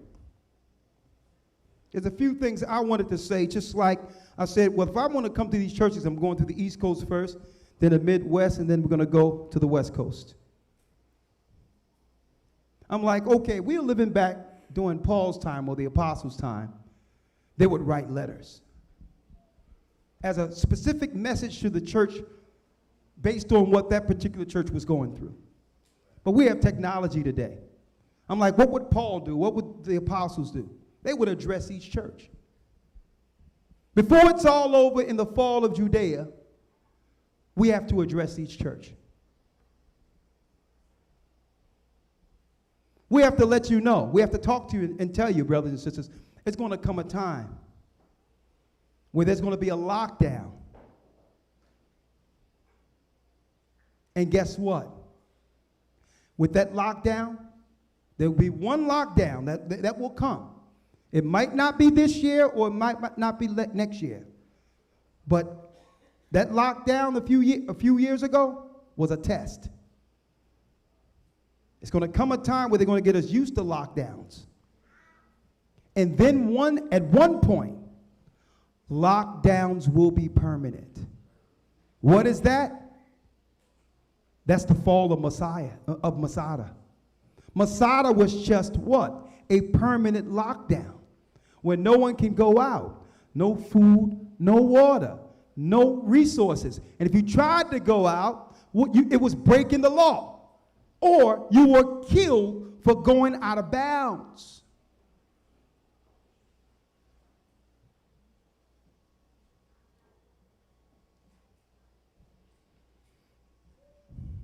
So I know a lot of you asking, well, Elder Ricard, well, what are we to do? And this is why I gave you some examples of what happened in your absence before we became a church here.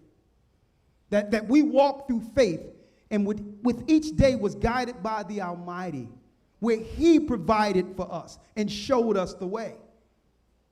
And it doesn't matter the circumstances, there were always answers because we were walking in the faith to do His will. Started off without purse or script, left with nothing, and came back with more than we've ever had by serving God. And it's through that faith that we've seen and we know how that faith works. It's going to guide us. But I'm going to ask you, we're not perfect. None of us are perfect. But you're going to have to trust us.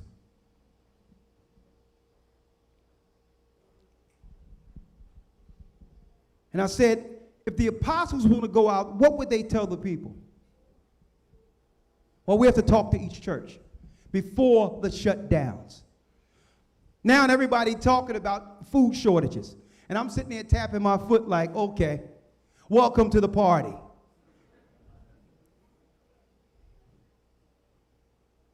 No one recognized how close we are to something happening until what? Until the media says it.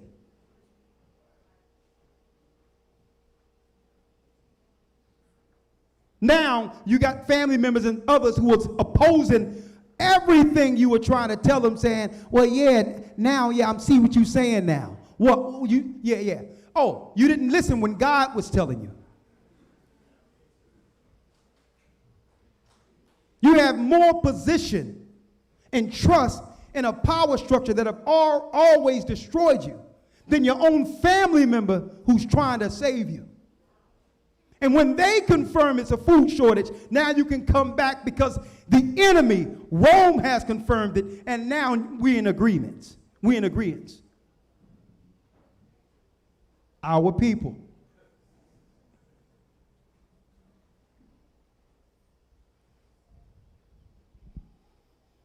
Matthew 25, Brother Lawyer. This is for the church. I just wanted to show how close we are to the fall of Judea. But this today is Christ's message and what I'm teaching for those who are baptized and are within this church.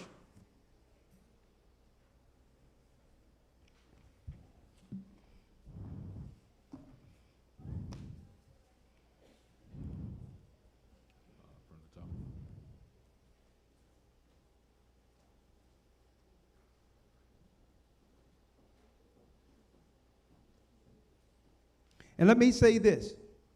When it's time to do certain things, I'm going to talk more when the cameras go off.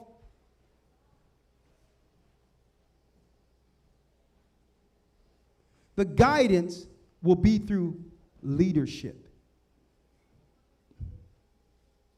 One thing about this ministry, we have never have done anything in this church through the guidance or through the concerns of those who are acting strictly out of fear. A person who's paranoid or fearful are dangerous. So if you hear somebody talking about, hey, I don't know what's going on with, I know Elder talking about Leon, but man, can't you see the news and what's going on, man? It's like, man, it seems like they dragging their foot. That's the enemy. Now I'm going to give y'all some examples when the camera's off of people who went forward without leadership. Okay? and you know, it didn't end right. And it hurt, and those things hurt. When someone opposed themselves, when they feel that they're running from a lion, like the scriptures say, but run into a bear. What's wrong with being guided in areas that are dark for you or you can't see clearly for? That's what leadership is for.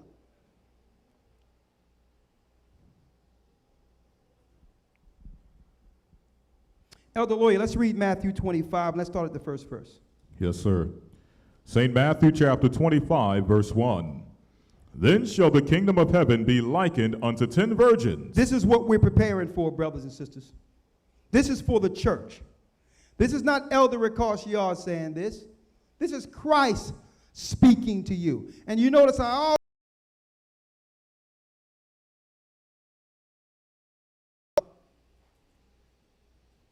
always revert back to there. The Most High always remind me of that.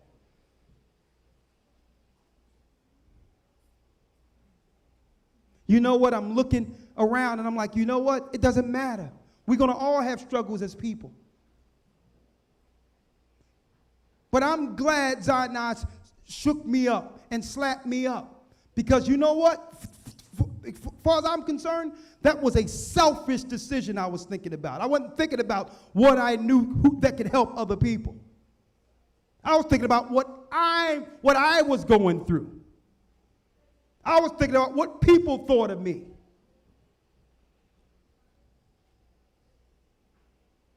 I was thinking about how others thought of me. I was thinking about I wasn't worthy, all this other stuff. And if I do it, there's no appreciation. Anyway, that was the devil.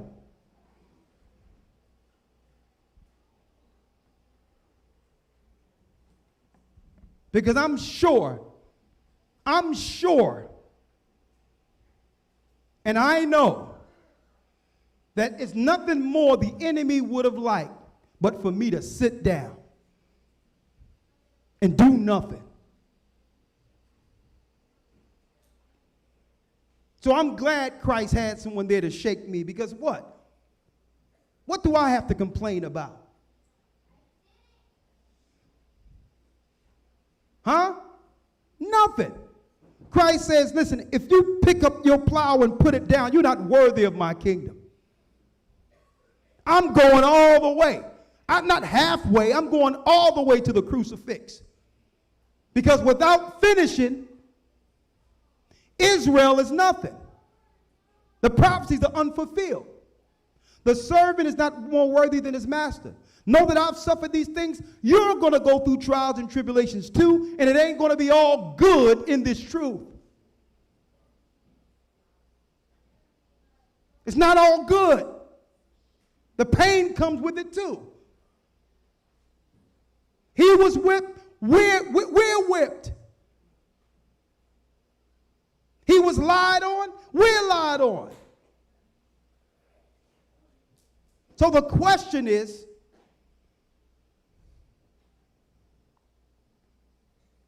who is Christ? How do I know I'm in Christ and this walk I'm walking will lead me to safety? And this is a message for the church.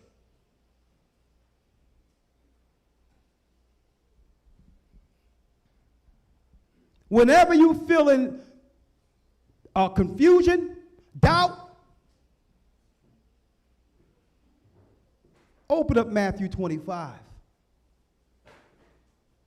And it's like, now that I've thought about it, I'm laughing and looking at that fork in the road I went through and was like, what choice did I have to the contrary?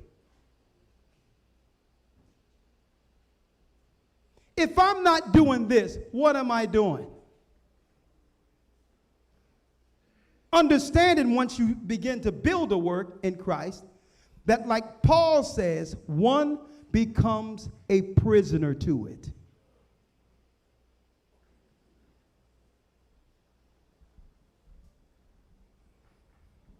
Elder Lawyer, read for me, please.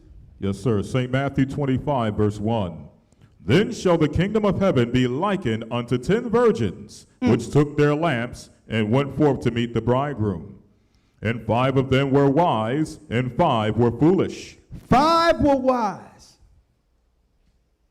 and 5 were foolish. They all had the same baptism, the same walk, the same knowledge, with the same opportunity. And guess what? Listen to me clearly. Christ chose the 10 virgins. Every individual in this church, Elder Ricard didn't choose you. Christ did. God did. Always remember that. The Most High used me to plant a seed.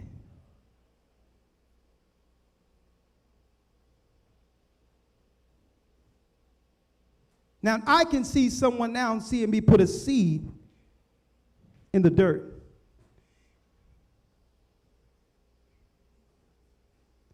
And when the rain comes and the sun comes, which is from God, which is from the Most High, I can see me at the end when that tree bear fruit, standing in front of that tree saying, check out my tree.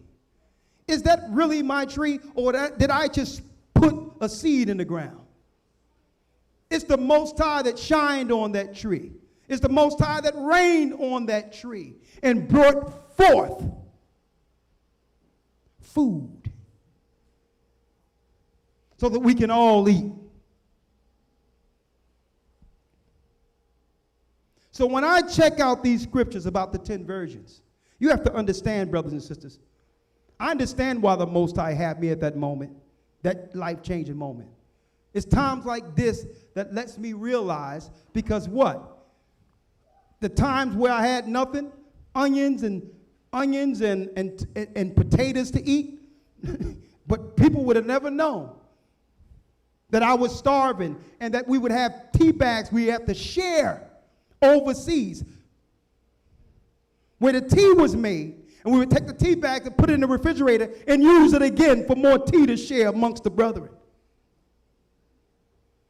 But even through the bad times, now that I look at this journey, I understand. I understood that moment.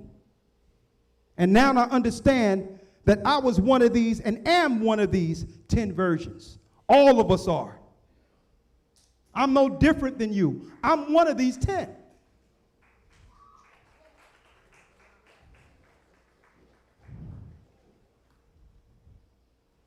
Let's read it.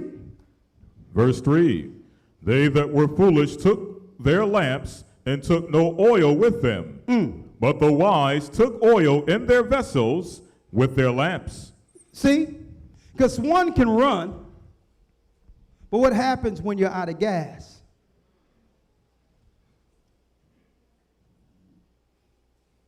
So I got to understand that, okay, I got to space this stuff out because this journey is a marathon. And the righteous do what? They make sure they do what they can to trim their lamps, make sure they have enough oil for the journey. Now, they all started with the same amount. They started with the truth. But some understood the marathon. Read. While the bridegroom tarried, they all slumbered and slept. There it is. There's things that I was hoping to see by this time in the truth, and we're still here. As far as I'm concerned, we can be here another 20 years. Who knows? I thought we would be on the journey already. So why what? Why Christ tarried, instead of appreciating the fact that Christ gave us more time, we begin to think that what? He's taking his time. We're going to stay in this condition forever. Instead of being grateful for the time he's given us, it's almost to a degree where we're blaming him for not bringing forth prophecy and doing things in our time. We're starting to blame God now. And we become stagnant. We start losing focus. We forget the love we had and the passion we had when the Most High first revealed that we are the children of God. We tend to forget that. Not realizing, like I said earlier, one day with the Lord is 1,000 years. To him, he just gave you that revelation 10 seconds ago. Come on. Verse 6, and at midnight there was a cry made, behold, the bridegroom cometh, go ye out to meet him. Go ye out to meet him. Read. Then all those virgins arose and trimmed their lamps. And the foolish said unto the wise, give us your oil. Oh, well, let me find the elders. Let me find the brethren now. I know it. But you have to realize when you're on this journey, you're going. You're looking forward. You're not looking back. Through all your imperfections, through all anything, you have to be there from Sabbath to Sabbath, and you must become Christ. When I say become Christ, it's in this chapter. Our journey to the kingdom is synonymous to Christ's journey to the crucifix.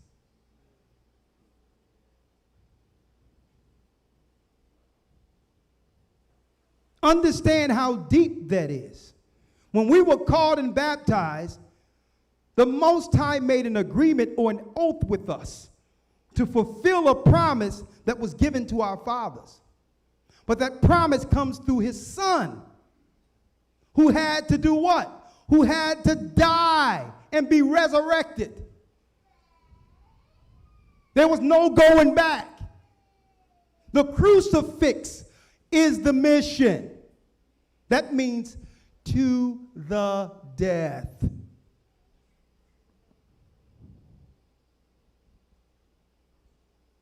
That's why I said, I don't know what I was thinking in the beginning, because there's no place to go anyway. There's fire on one side and water on the other, and the power is so narrow that only one man can make it at a time.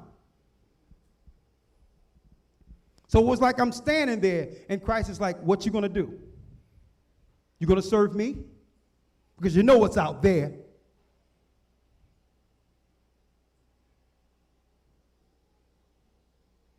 You had 5 wise and 5 foolish. The 5 wise got enough oil to make the whole journey. The foolish don't understand. They don't understand that when you were called to the whole journey.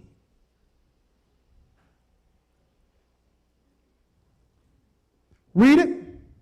And the foolish said unto the wise, give us of your oil, for our lamps are gone out. Come on. But the wise answered, saying, not so, lest there be not enough for us and you. But go ye rather to them that sell and buy for yourselves. Listen, you got to go back. You know where I got it from. Go back there, because I only have enough to make it on this journey.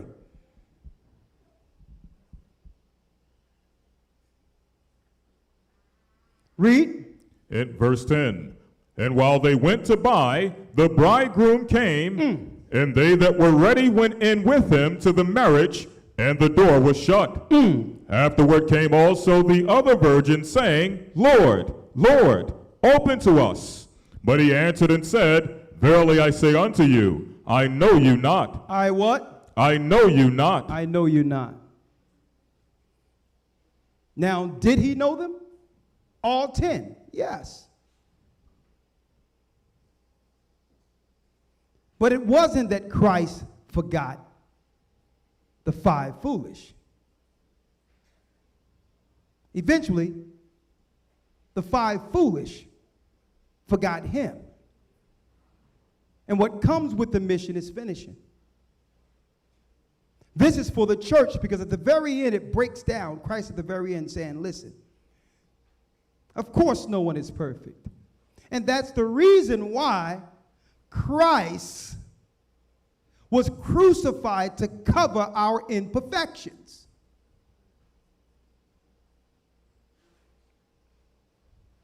So no one can absolutely be everything Christ is. He covers us.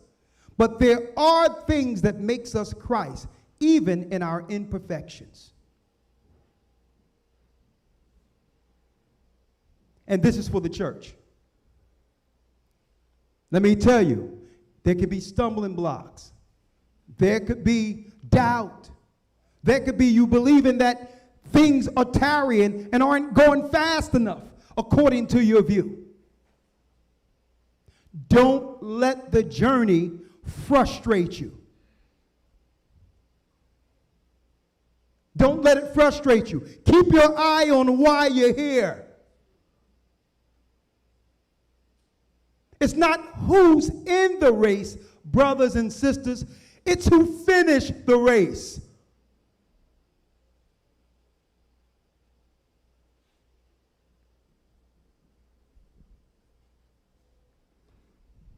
Finish reading. Yes, sir. Verse number 13. Watch therefore, For ye know neither the day nor the hour wherein the Son of Man cometh. Come on. For the kingdom of heaven is like a man traveling into a far country, who called his own servants and delivered unto them his goods. Come on. And unto one he gave 5 talents, to another 2, to another 1. Come on. To every man according to his several ability, and straightway took his journey. Every person here received a gift or talent through Christ at baptism. That means he's expecting something from you. An increase from what was sown in you. Read. Then he that had received the 5 talents went and traded with the same, and made them other 5 talents. And likewise he that had received 2, he also gained other 2. Yes. But he that received 1 went and digged in the earth and hid his Lord's money. So someone said, well, I got the talent, but I'm going to dig it in the earth. I'm going to hold on to this. You know, make sure nothing happened to it. Come on. Verse 19. And after a long time the Lord of those servants cometh, and he reckoneth with them. And so he that had received 5 talents came and brought 5 talents, saying, Lord, thou deliverest unto me 5 talents. Behold, I have gained beside them 5 talents more. So one said, you sold this in me, and by the time you returned, Christ, I brought you double. That's someone who did what? Work. Read. 21. His Lord said unto him, Well done, thou good and faithful servant. Thou hast been faithful over few things. I will make thee ruler over many things. Okay. You're in business now. In my kingdom, you get this, this, this, and that for doubling what I sowed in you. Read. Enter thou into the joy of thy Lord. He also that had received 2 talents came and said, Lord, thou deliverest unto me 2 talents. Behold, I have gained 2 other talents beside them. His Lord said unto him, Well done, good and faithful servant. Thou hast been faithful over a few things. I will make thee ruler over many things. Enter thou into the joy of thy Lord. Come on. Then he which had received the 1 talent came and said, Lord, I knew thee that thou art an hard man, reaping where thou hast not sown, and gathering where thou hast not strawed. And I was afraid, and went and hid thy talent in the earth. Lo, there thou hast that is thine. His Lord answered and said unto him, Thou wicked and slothful servant, thou knewest that I reap where I sowed not, and gathered where I have not strawed. Thou oughtest therefore to have put my money to the exchangers, and then at my coming I should have received my own with usury. He said, man, you could have gave that money to let somebody else flip it. And at least I would have got something out of the deal. He said, give it to them. At least they get interest. So what are we sitting here to bring forth the kingdom? And if we're doing so, it first starts by doing what? Understanding the end of the journey first. Not the things that make you feel good about being in this truth. Because it tells us in the book of Ezekiel that he told Ezekiel to eat that roll in the 3rd chapter. It was sweet in the mouth, and that's what it is when we first find out we're Israel. But the journey, once it gets into your belly and you realize what we've actually partook and understand, it becomes bitter. You mean to tell me we have to go through all this to get it? Well, guess what? That's the lot of an Israelite. That's the lot we were pulled as God's people. And that's twofold if you're in Christ. So yes, it's sweet to know what we're going to get. But the frustration is coming in when we start to view what we would have to go through to actually get it. And then all the disappointments and all the things that we experience in the journey may frustrate us. But that's what I say. That's why I'm glad in this truth, in this journey, that when this ministry first began, I was helped with seeing the end of the journey.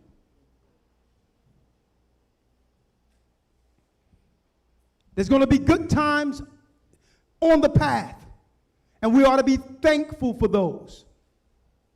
But it's going to be a lot of disappointment. There's going to be a lot of heartache, death. Even down the line, when it all break out and break down, betrayal.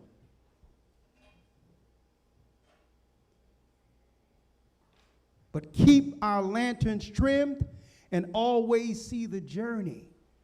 Once you get past that trial, I know a lot of you play video games, some of you.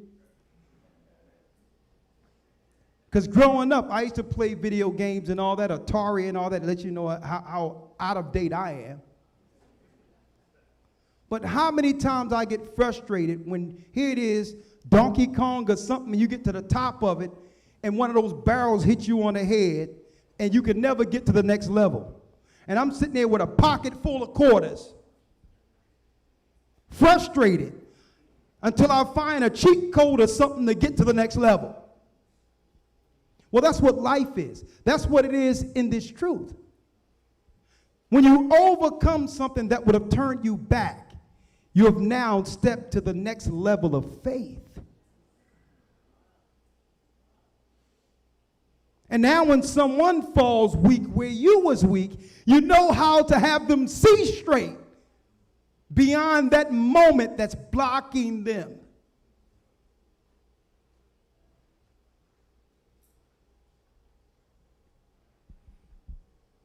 Finish reading, Elder Lawyer. Yes, sir. Verse 28. Take therefore the talent from him, and give it unto him which have 10 talents. For unto everyone that hath shall be given, and he shall have abundance. But from him that have not shall be taken away even that which he hath. And cast ye the unprofitable servant into outer darkness, there shall be weeping and gnashing of teeth. Why does it say there shall be weeping and gnashing of teeth? That's the what?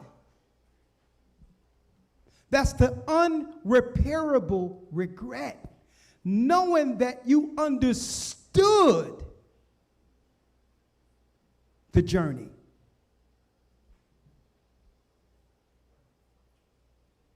And now, Christ is telling you, no. Wailing, that's crying, that's breaking down. That's not being able to repair things. The opportunity was to finish.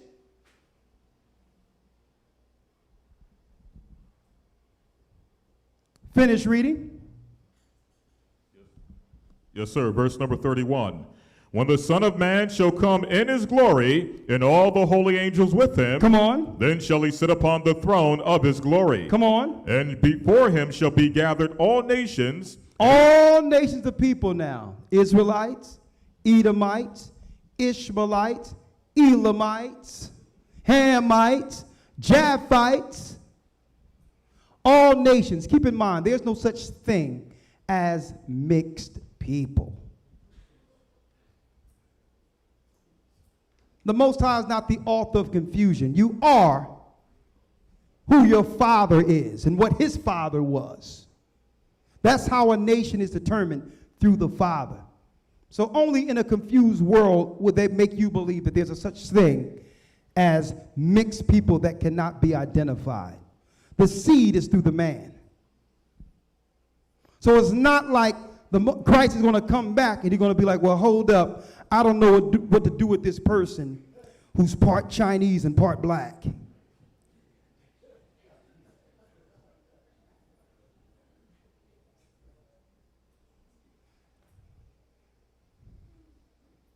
Okay? All nations will be before him. Read. And before him shall be gathered all nations, and he shall separate them one from another, as a shepherd divideth his sheep from the goats. Exactly. So now everybody's going to be separated according to their nation. Eventually, those in Christ will be placed back into the lands of their forefathers. The same lands that were during the divide of Noah. Read.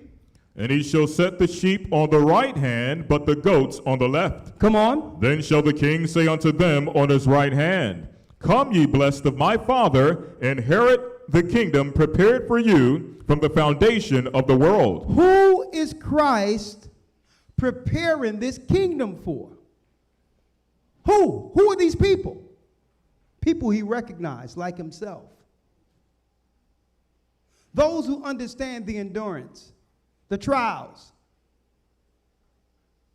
Well, what about my temptation and what I go through? Christ's mission right after the baptism was temptation. Who are these sheep? Check it out. Read it. Verse 35. For I was an hungered, and ye gave me meat. These are the people. If you want to know who is Christ and whether or not you as an individual measure up, here are your requirements. I was a hungered. Read. And ye gave me meat. And you gave me meat. Whenever I was a hungered, you fed me. Read. I was thirsty, and ye gave me drink. I was thirsty, and you were there to give me drink. Read. I was a stranger, and ye took me in. I was outside, a stranger with no place to go. You're not, here it is. You have people that you're not even related to and have put them on your sofa. Strangers out there. And you took me in. Read. Naked, and ye clothed me. I had no clothes, Christ said. I was naked, and you clothed me. Read. I was sick, and ye visited me. I was sick, and you were there to heal me and do things, visit me and pray for me, and got me through that trying sickness. Some people might ask, well, hold up. How can this be Christ saying you did this for me? This is how you know if you measure up. Read. I was in prison, and ye came unto me. I was in prison, and you visited me. Read. Then shall the righteous answer him, saying, Lord, when saw we thee an hungered, and fed thee, or thirsty, and gave thee drink? When saw we thee a stranger, and took thee in, or naked, and clothed thee? Or when saw we thee sick, or in prison, and came unto thee? When did I ever see you like that, Christ? What are you talking about, the righteous ass? Read. And the king shall answer and say unto them, Verily I say unto you, insomuch as ye have done it unto one of the least of these my brethren. If you done this to the least of my brethren, what we see here, where you had an opportunity to turn someone away, but didn't. To clothe, feed, help, even in sickness, when you had the power to say no, but you found a way. This is how you know Christ. And I thank the Most High, because when I look back at this, and this is why I know I'm going to see her again, folks, my mother taught me this. I'm going to tell you this right now. I could never understand why she did certain things growing up. I could never, when my cousins had some issues from down south, they was on her couch. I could never understand when her sister were having issues, they would come to her, and she didn't have much. There was a Vietnam vet by the name of Booker that lived down the block who was suffering, and guess what? He got put out, and I'm growing up and all that. I'm like 11 years old, like, what is this guy doing on my couch?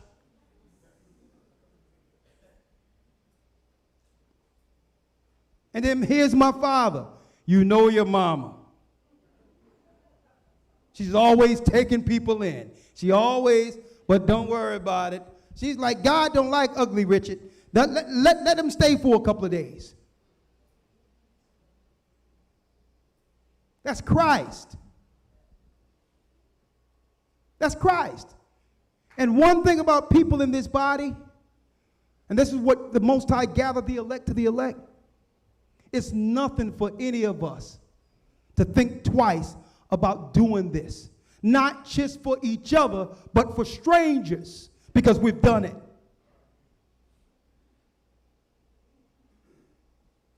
And that's why Christ says his sheep, who he knew from the foundation of the earth, we were with him in the beginning. And everything we're doing in the earth to help others is what he would have did if he could stand in your place. And the devil would try to make us believe and look at each other contrary, folks, to who we are in Christ. And that's why I always say when I speak to brethren and I talk with them, and I speak to brothers who say, man, I don't even know about people in the world. Man, I don't know why you still deal with this guy, or recall this person did this and this person said that. And I say, brother, I just talked to a brother the other day. And I say, brother, at the end of the day, we have to try our best to see what Christ sees in other people. Not always holding this negative view because you had a bad experience with someone. How can you run around with, don't you know you're cutting yourself off from your own people that way? Now, you don't let them allow their faults to harm you, but you stay close enough in proximity to help them so that one day they can do what? Have your back and do what? Fight for you. That's Christ. When Christ says, don't hold a grudge, don't do this, don't do that. He didn't say that based on the person that you're lashing out against. He said that so that you can stay spiritually healthy and not hold something that could do what? Turn you back. He gave us his tenets in Matthew 5 for us.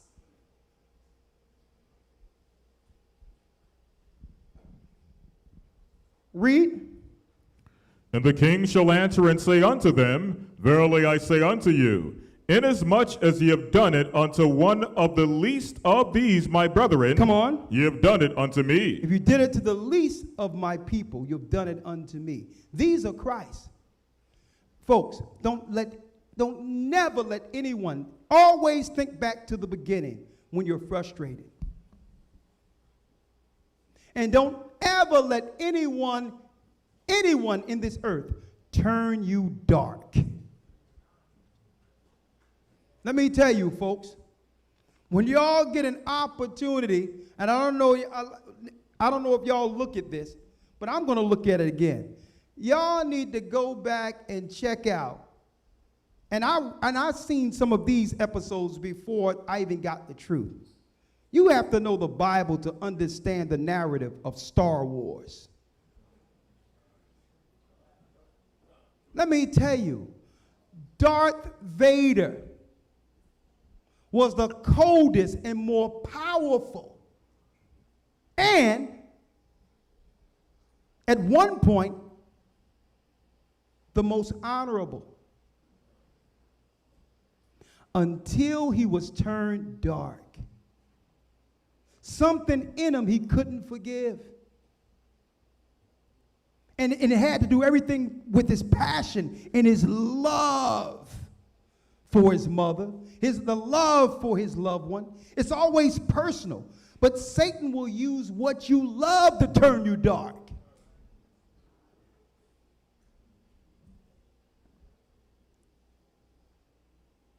Always see the cross, see the crucifix, to understand whatever we're dealing with, it isn't bigger than that.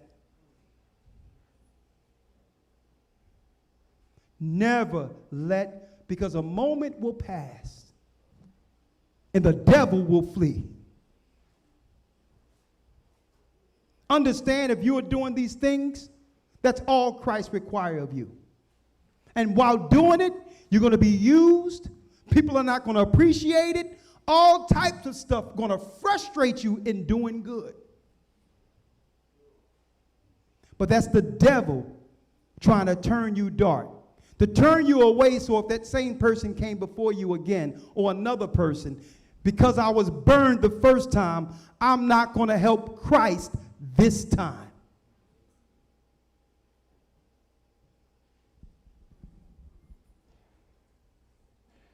We're almost done. Elder Lawyer, let's get Matthew 19:16.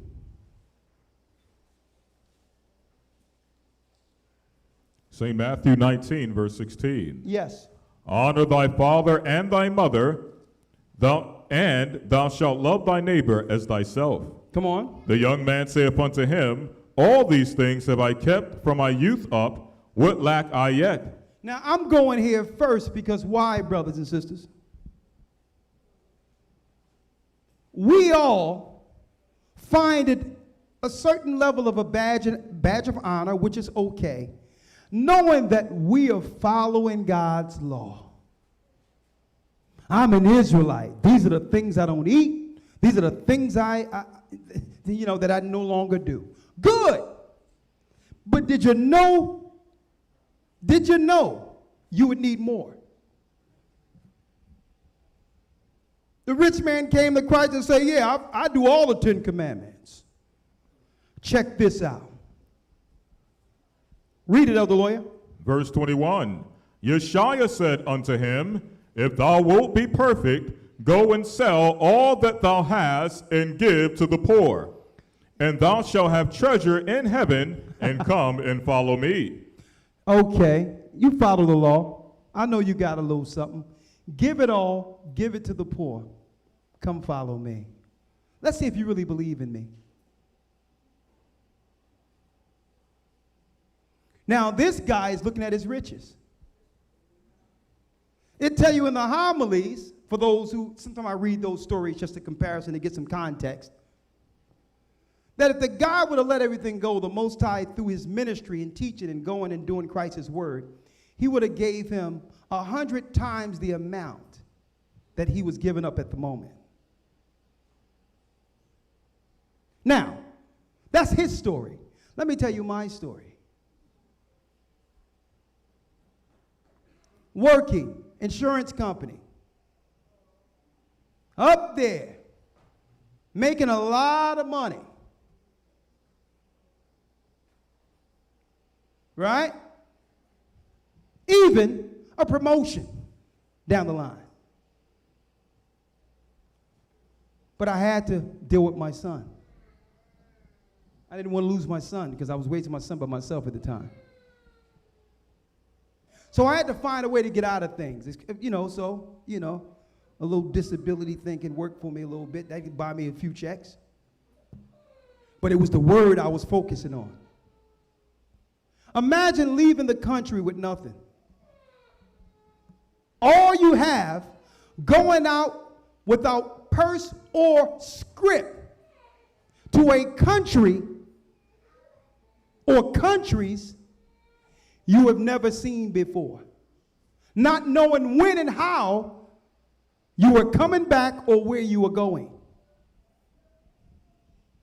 with nothing.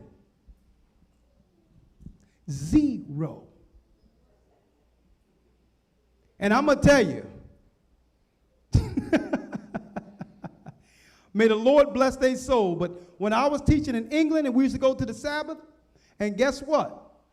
We would pass the bucket around, it'd be like a little bar that they would turn into a church or whatever. They turn anything into a church over there. Let me tell you, rec center, doesn't matter what it is, we would actually get about 15 to 22 euro from a collection. Go to Dutch Pot, which was a Jamaican spot, buy what we could with that 22 and split it amongst those in the household with about 6 or 7 people. If I was looking at just providing and taking care of myself and my family, with what I know, with the ingenuity that the ingenuitive mind that I have to be able to do things, I could have been successful by myself. See? A lot of you. Let me tell you, folks, in the world, in this Molochian world, they require Satan under the Molochian rule, in order for you to go to certain levels, requires you to give up a sacrifice. You can still live. It's different with Christ.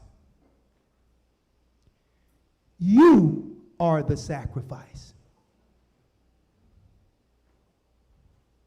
You got to be willing to weigh your whole life and step out on faith. That means losing everything you have to one day be restored by Christ if you truly believe in him. And I'm a living testimony that, guess what? I wish I understood how faith worked 30 years ago. I thought it was something I needed to do in this world to be successful.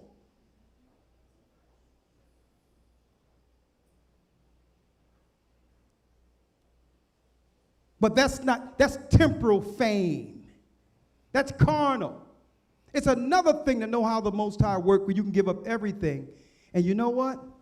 I still landed on solid ground. I'm not dead. I always had a place over me. I always had food. You know what? This is deep, because the world didn't tell me that I can progress like this in faith. That's a whole nother level. And why am I putting this out there with the rich man and talking about this? I know that there's nothing for me to walk away again, because I know he's going to sustain me again. And that's the faith that I can help share on this journey well beyond Babylon with the people in this church. And that's why I'm traveling to the churches.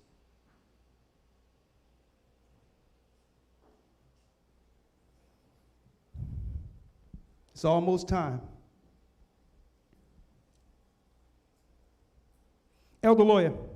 Yes, sir. Let's finish reading what you got down to 30, please. Yes, sir. Verse number 22. Yeah. But when the young man heard that saying, he went away sorrowful, for he had great possession.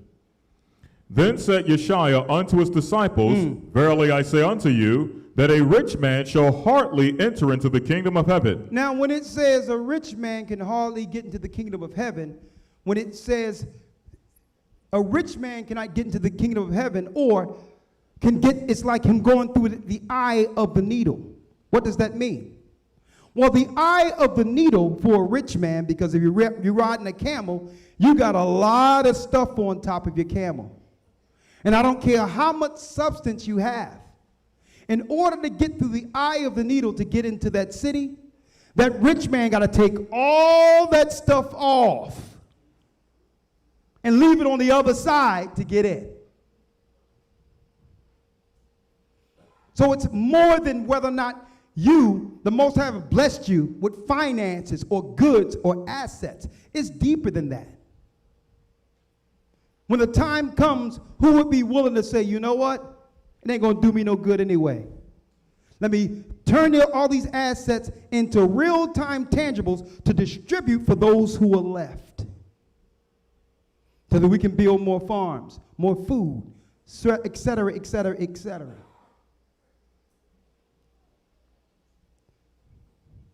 Christ was going to bless this man a hundredfold. But he thought that he was going to get in strictly knowing the law.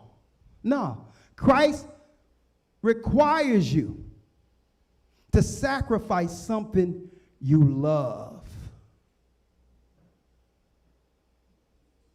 in you. Killing yourself to be what? Renewed. In the world, I was striving. You wouldn't believe how many times I came to New York, hit factory, signed this deal, doing this, thinking that, man, Bobby Brown, this dude can't sing. I can do that. And you know what I mean? Just throwing the hat up, dancing, singing. And I thought I was good. My mother thought I was crazy when I walked away from the music. She says, if you're not going to do it, we're done. Because I definitely ain't going to get nothing out of the rest of these kids. All respect to my brothers and my sister. Only to come in the truth and get some guy off the plane of the story I gave y'all earlier from Amsterdam who ended up playing music. Where Zion came from. The Most High said, no, I've never taken anything from you. But you've given it up for me, and I will allow you to do it to glorify me. So it doesn't matter what your talent is, it will be tested. Your gifts will be tested, but are you willing to put it down for Christ and pick it up again?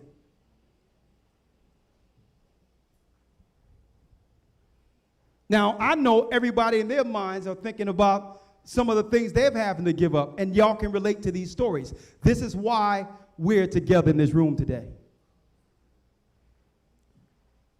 Read it, Elder Lawyer. Verse 24. And again I say unto you, it is easier for a camel to go through the eye of a needle than for a rich man to enter into the kingdom of God. So when it says a camel through an eye of the needle, some people used to think it was talking about a sewing needle. No. The eye of the needle is what the entry of the city. Now we have to see that mission, that kingdom as what? The city. But in order to get in, you have to shed everything and be willing to put it all just to duck under and get into Christ's kingdom. Because that's what he had to do. He had to shed it all, including himself. Read. 25. When his disciples heard it, they were exceedingly amazed, saying, who then can be saved? Man, can any of us be saved? I mean, this guy followed the law. He has a reputation of following the law. This guy is more pious than we are. Let me tell you, Christ didn't pick the disciples because they were the most righteous in the earth. He chose them because they were the more wretched. He wanted people to understand what he could do by transforming the sick and those that were wrong into mighty teachers, to confound the wisdom of the Sadducees and Pharisees. Christ could have went straight to the temple to pick the top cat who knew the scrolls, who understood the Torah. Nah. He went to those and Christ ran around with these 12 bands of these guys.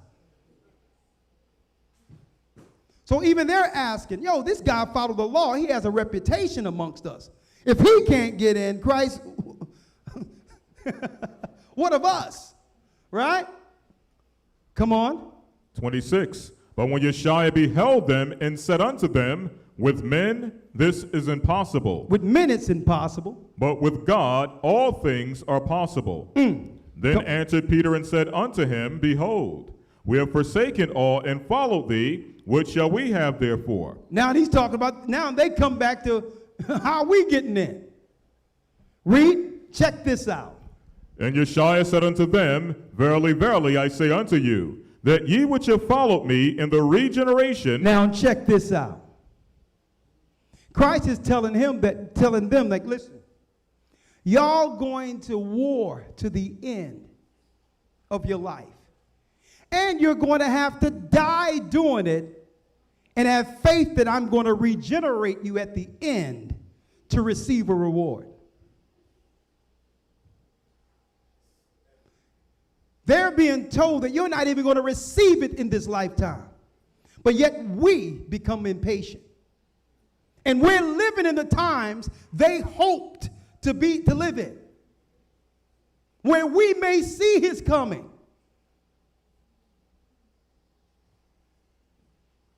And they ran to the death as if they were going to receive the kingdom then.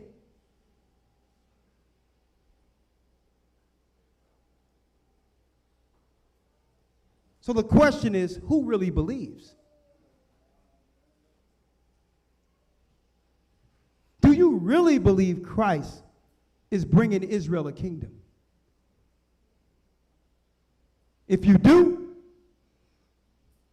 it's not confirmed in word. It's confirmed in the heavens through what? Through finishing.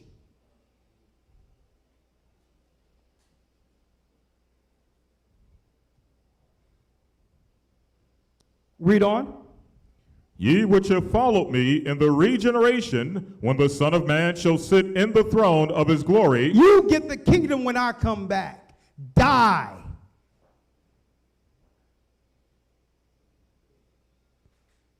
Die as a servant and establish a kingdom that will do what? Raise the valley of the dry bones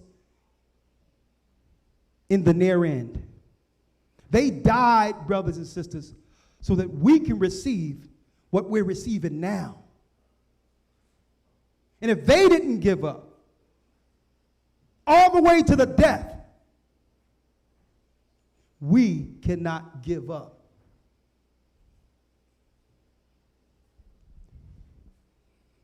Finish. Ye also shall sit upon 12 thrones, judging the 12 tribes of Israel. And everyone that hath forsaken houses, or brethren, or sisters, or father, or mother, or wife, or children, or lands, for my name's sake, shall receive 100-fold, and shall inherit everlasting life. And shall inherit everlasting life. That's the real deal. That's what we called to. That's what we're called to. Elder Lawyer, let's get to Philippians 2 and 12.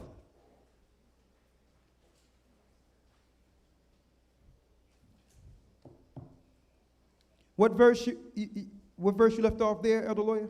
29. Let's go to 30. Verse 30. But many that are first shall be last. Many are they what? But many that are first shall be last. Many that was first shall be last. What is that saying? Folks, we're going to have people who run, like if I would have ran from the beginning when I didn't want to do this, and got up into this point and said, you know what? Whatever. You know what? It would have been the guy coming in at the last hour to receive the reward for all my work for all these decades. That means the last person who came in without all these works, that faith was more than my 20 years because that person endured and made it in.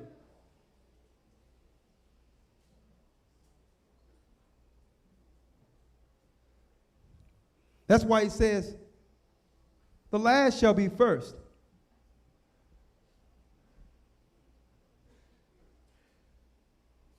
That's why even when I go into these cities, I'm watching for the young man or the young men who will come in fresh or not come in fresh, people who still have the eye of the lion, not the eye of the tiger, who still have that fire lit in them to finish as if it was the first day, because I know that's going to be the spirit that's going to sustain this young man or that woman. And that is the spirit that's going to do what?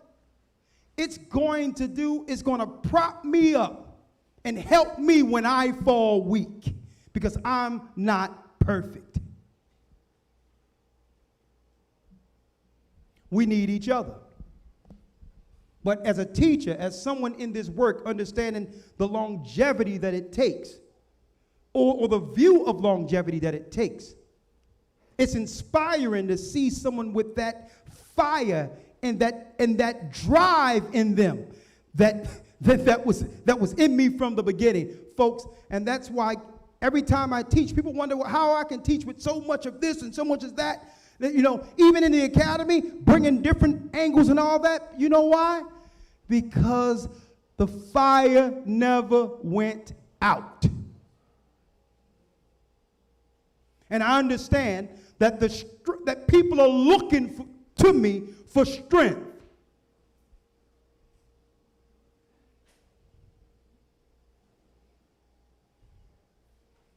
My mother passed. It broke me. I've never cried like that in my life. And I'm standing before you all. I'm Elder Ricard, the Gathering of Christ Church. Welcome to this week of the Hebrew and Bible Academy.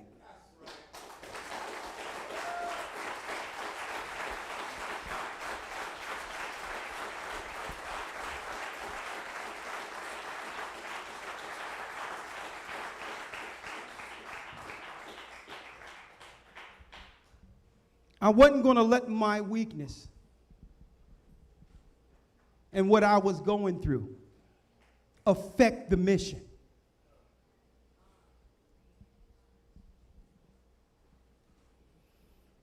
Philippians 2:12. Elder Lawyer. Yes, sir. Philippians 2, verse 12. Wherefore, my beloved, as ye have always obeyed, not as in my presence only, but now much more in my absence, work out your own salvation with fear and trembling. Read it again. Wherefore, my beloved, as ye have always obeyed, not as in my presence Not only. just because I'm here. And sometimes I have to be here in the presence to remind everyone to what this is. But not just in my presence, but in my absence.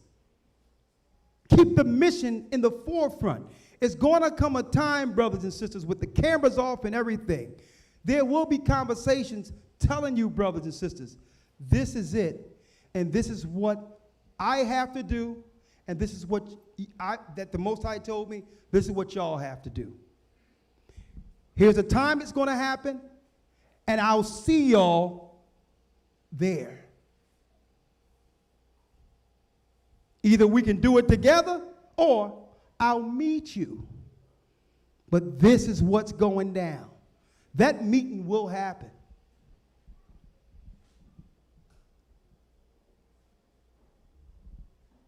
And like I said earlier, it's not going to be anything televised. It ain't going to be a YouTube video.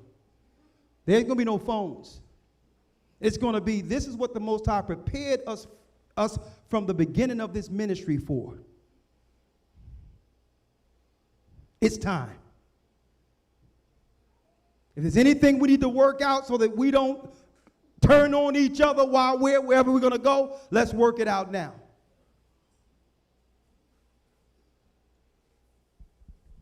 Search out your own soul salvation, read. With fear and trembling. With fear and trembling. And brothers and sisters, when it was mentioned in the epistles to search out your own soul salvation, this is not about Elder Ricard Shiar. You have to ask the Most High honestly, why are you here? What are you here for?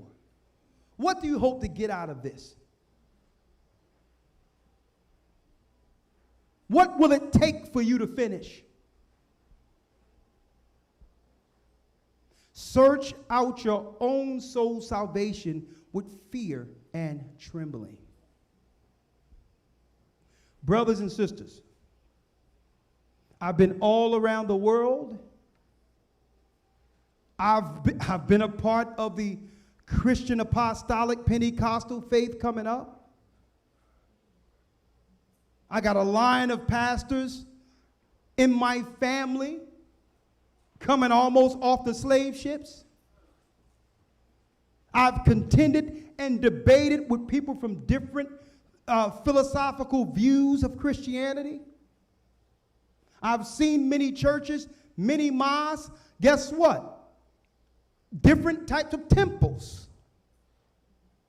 I don't need to be confirmed or convinced that we're standing in the church of Christ. And it's confirmed not through me, but through our interaction with one another. Out of nowhere, through a ministry, the Most High brought forth a family. I've never been in a church before where a brother or sister, doesn't matter what they're dealing with, has an issue, an urgent issue, that someone turned their back on their brother or sister. There's stories, I know that y'all can be up here for hours discussing the importance of having this body behind you. All I'm going to ask you for is to search out your your whole soul salvation with fear and trembling. And think within yourself, what is it that you would have to see or do? See or do or not see? What is it that you, put it this way, here's a better word. What is it that can happen in this ministry or in this work that can stop you from finishing your oath that you made not with the gathering of Christ Church or me, but with Christ? Search out your own soul salvation with fear and trembling. I'm going to tell you now, we're in the fall of Judea where they're coming against the cities, and y'all going to realize anyone that's not here when it's time to do what we need to do, going to realize that you were played. When there's no more, when these buildings are gone, when the church is broken down and no one can gather and everyone has been dispersed and we're now being moved into the next phase of this ministry, you're going to realize in whatever moment, at whatever moment, I was played. Search out your own soul salvation and know, and guess what? Be confident to know that if this is not the place, you need to tell me where it is so I can follow you there. And any individual thinking otherwise, I need y'all to understand this. Y'all don't have the time I had to start from the beginning. Search out your soul salvation with fear and trembling. There's things that you must do to keep your heart in the right place. And that is if you're ever feeling any type of way, if you're feeling negative, if someone offend you, do not go to sleep with that in your heart. You are thinking dark, not of your brother or your sister, but of Christ. That's Christ you're dealing with there.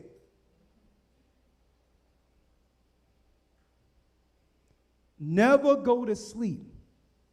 Because if you go to sleep with something in your heart and you didn't go to your brother or sister, or you go to someone else about it, Satan have planted an evil seed in you. And everything you view from that point will be with an evil eye. And you're going to blame a person just for existing, who don't even know that you're doing anything against them, when all you had to do was tell them.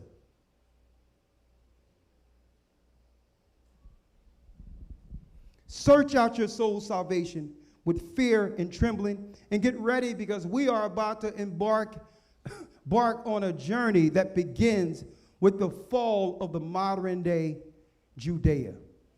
Eventually, they're coming after the cities. We have to stay locked in, stay prayed up. A lot of you don't know this. About a month ago, I had in my meeting,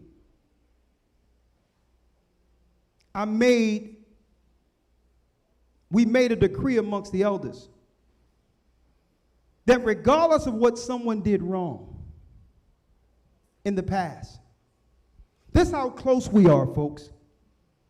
Regardless of what somebody did in the past, that the elders and the deacons of every church have to reach out to the people who was once a part of the church, and regardless of their sin, invite them back and talk with them.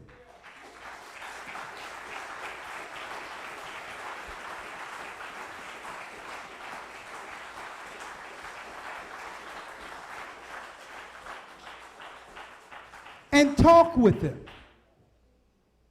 Let them know we never forgot them. Pray with them. And ask, have they seen the error of their ways and would they like to be a part of the body again, and will take steps towards that? Because I believe we're in the last leg of this ministry of bringing people in. And we're going to run as much as we can to bring as many people in and to save those who are a part of the body before it closes. And I don't know if was that announced here? No, it was supposed to be announced here. It was announced here today.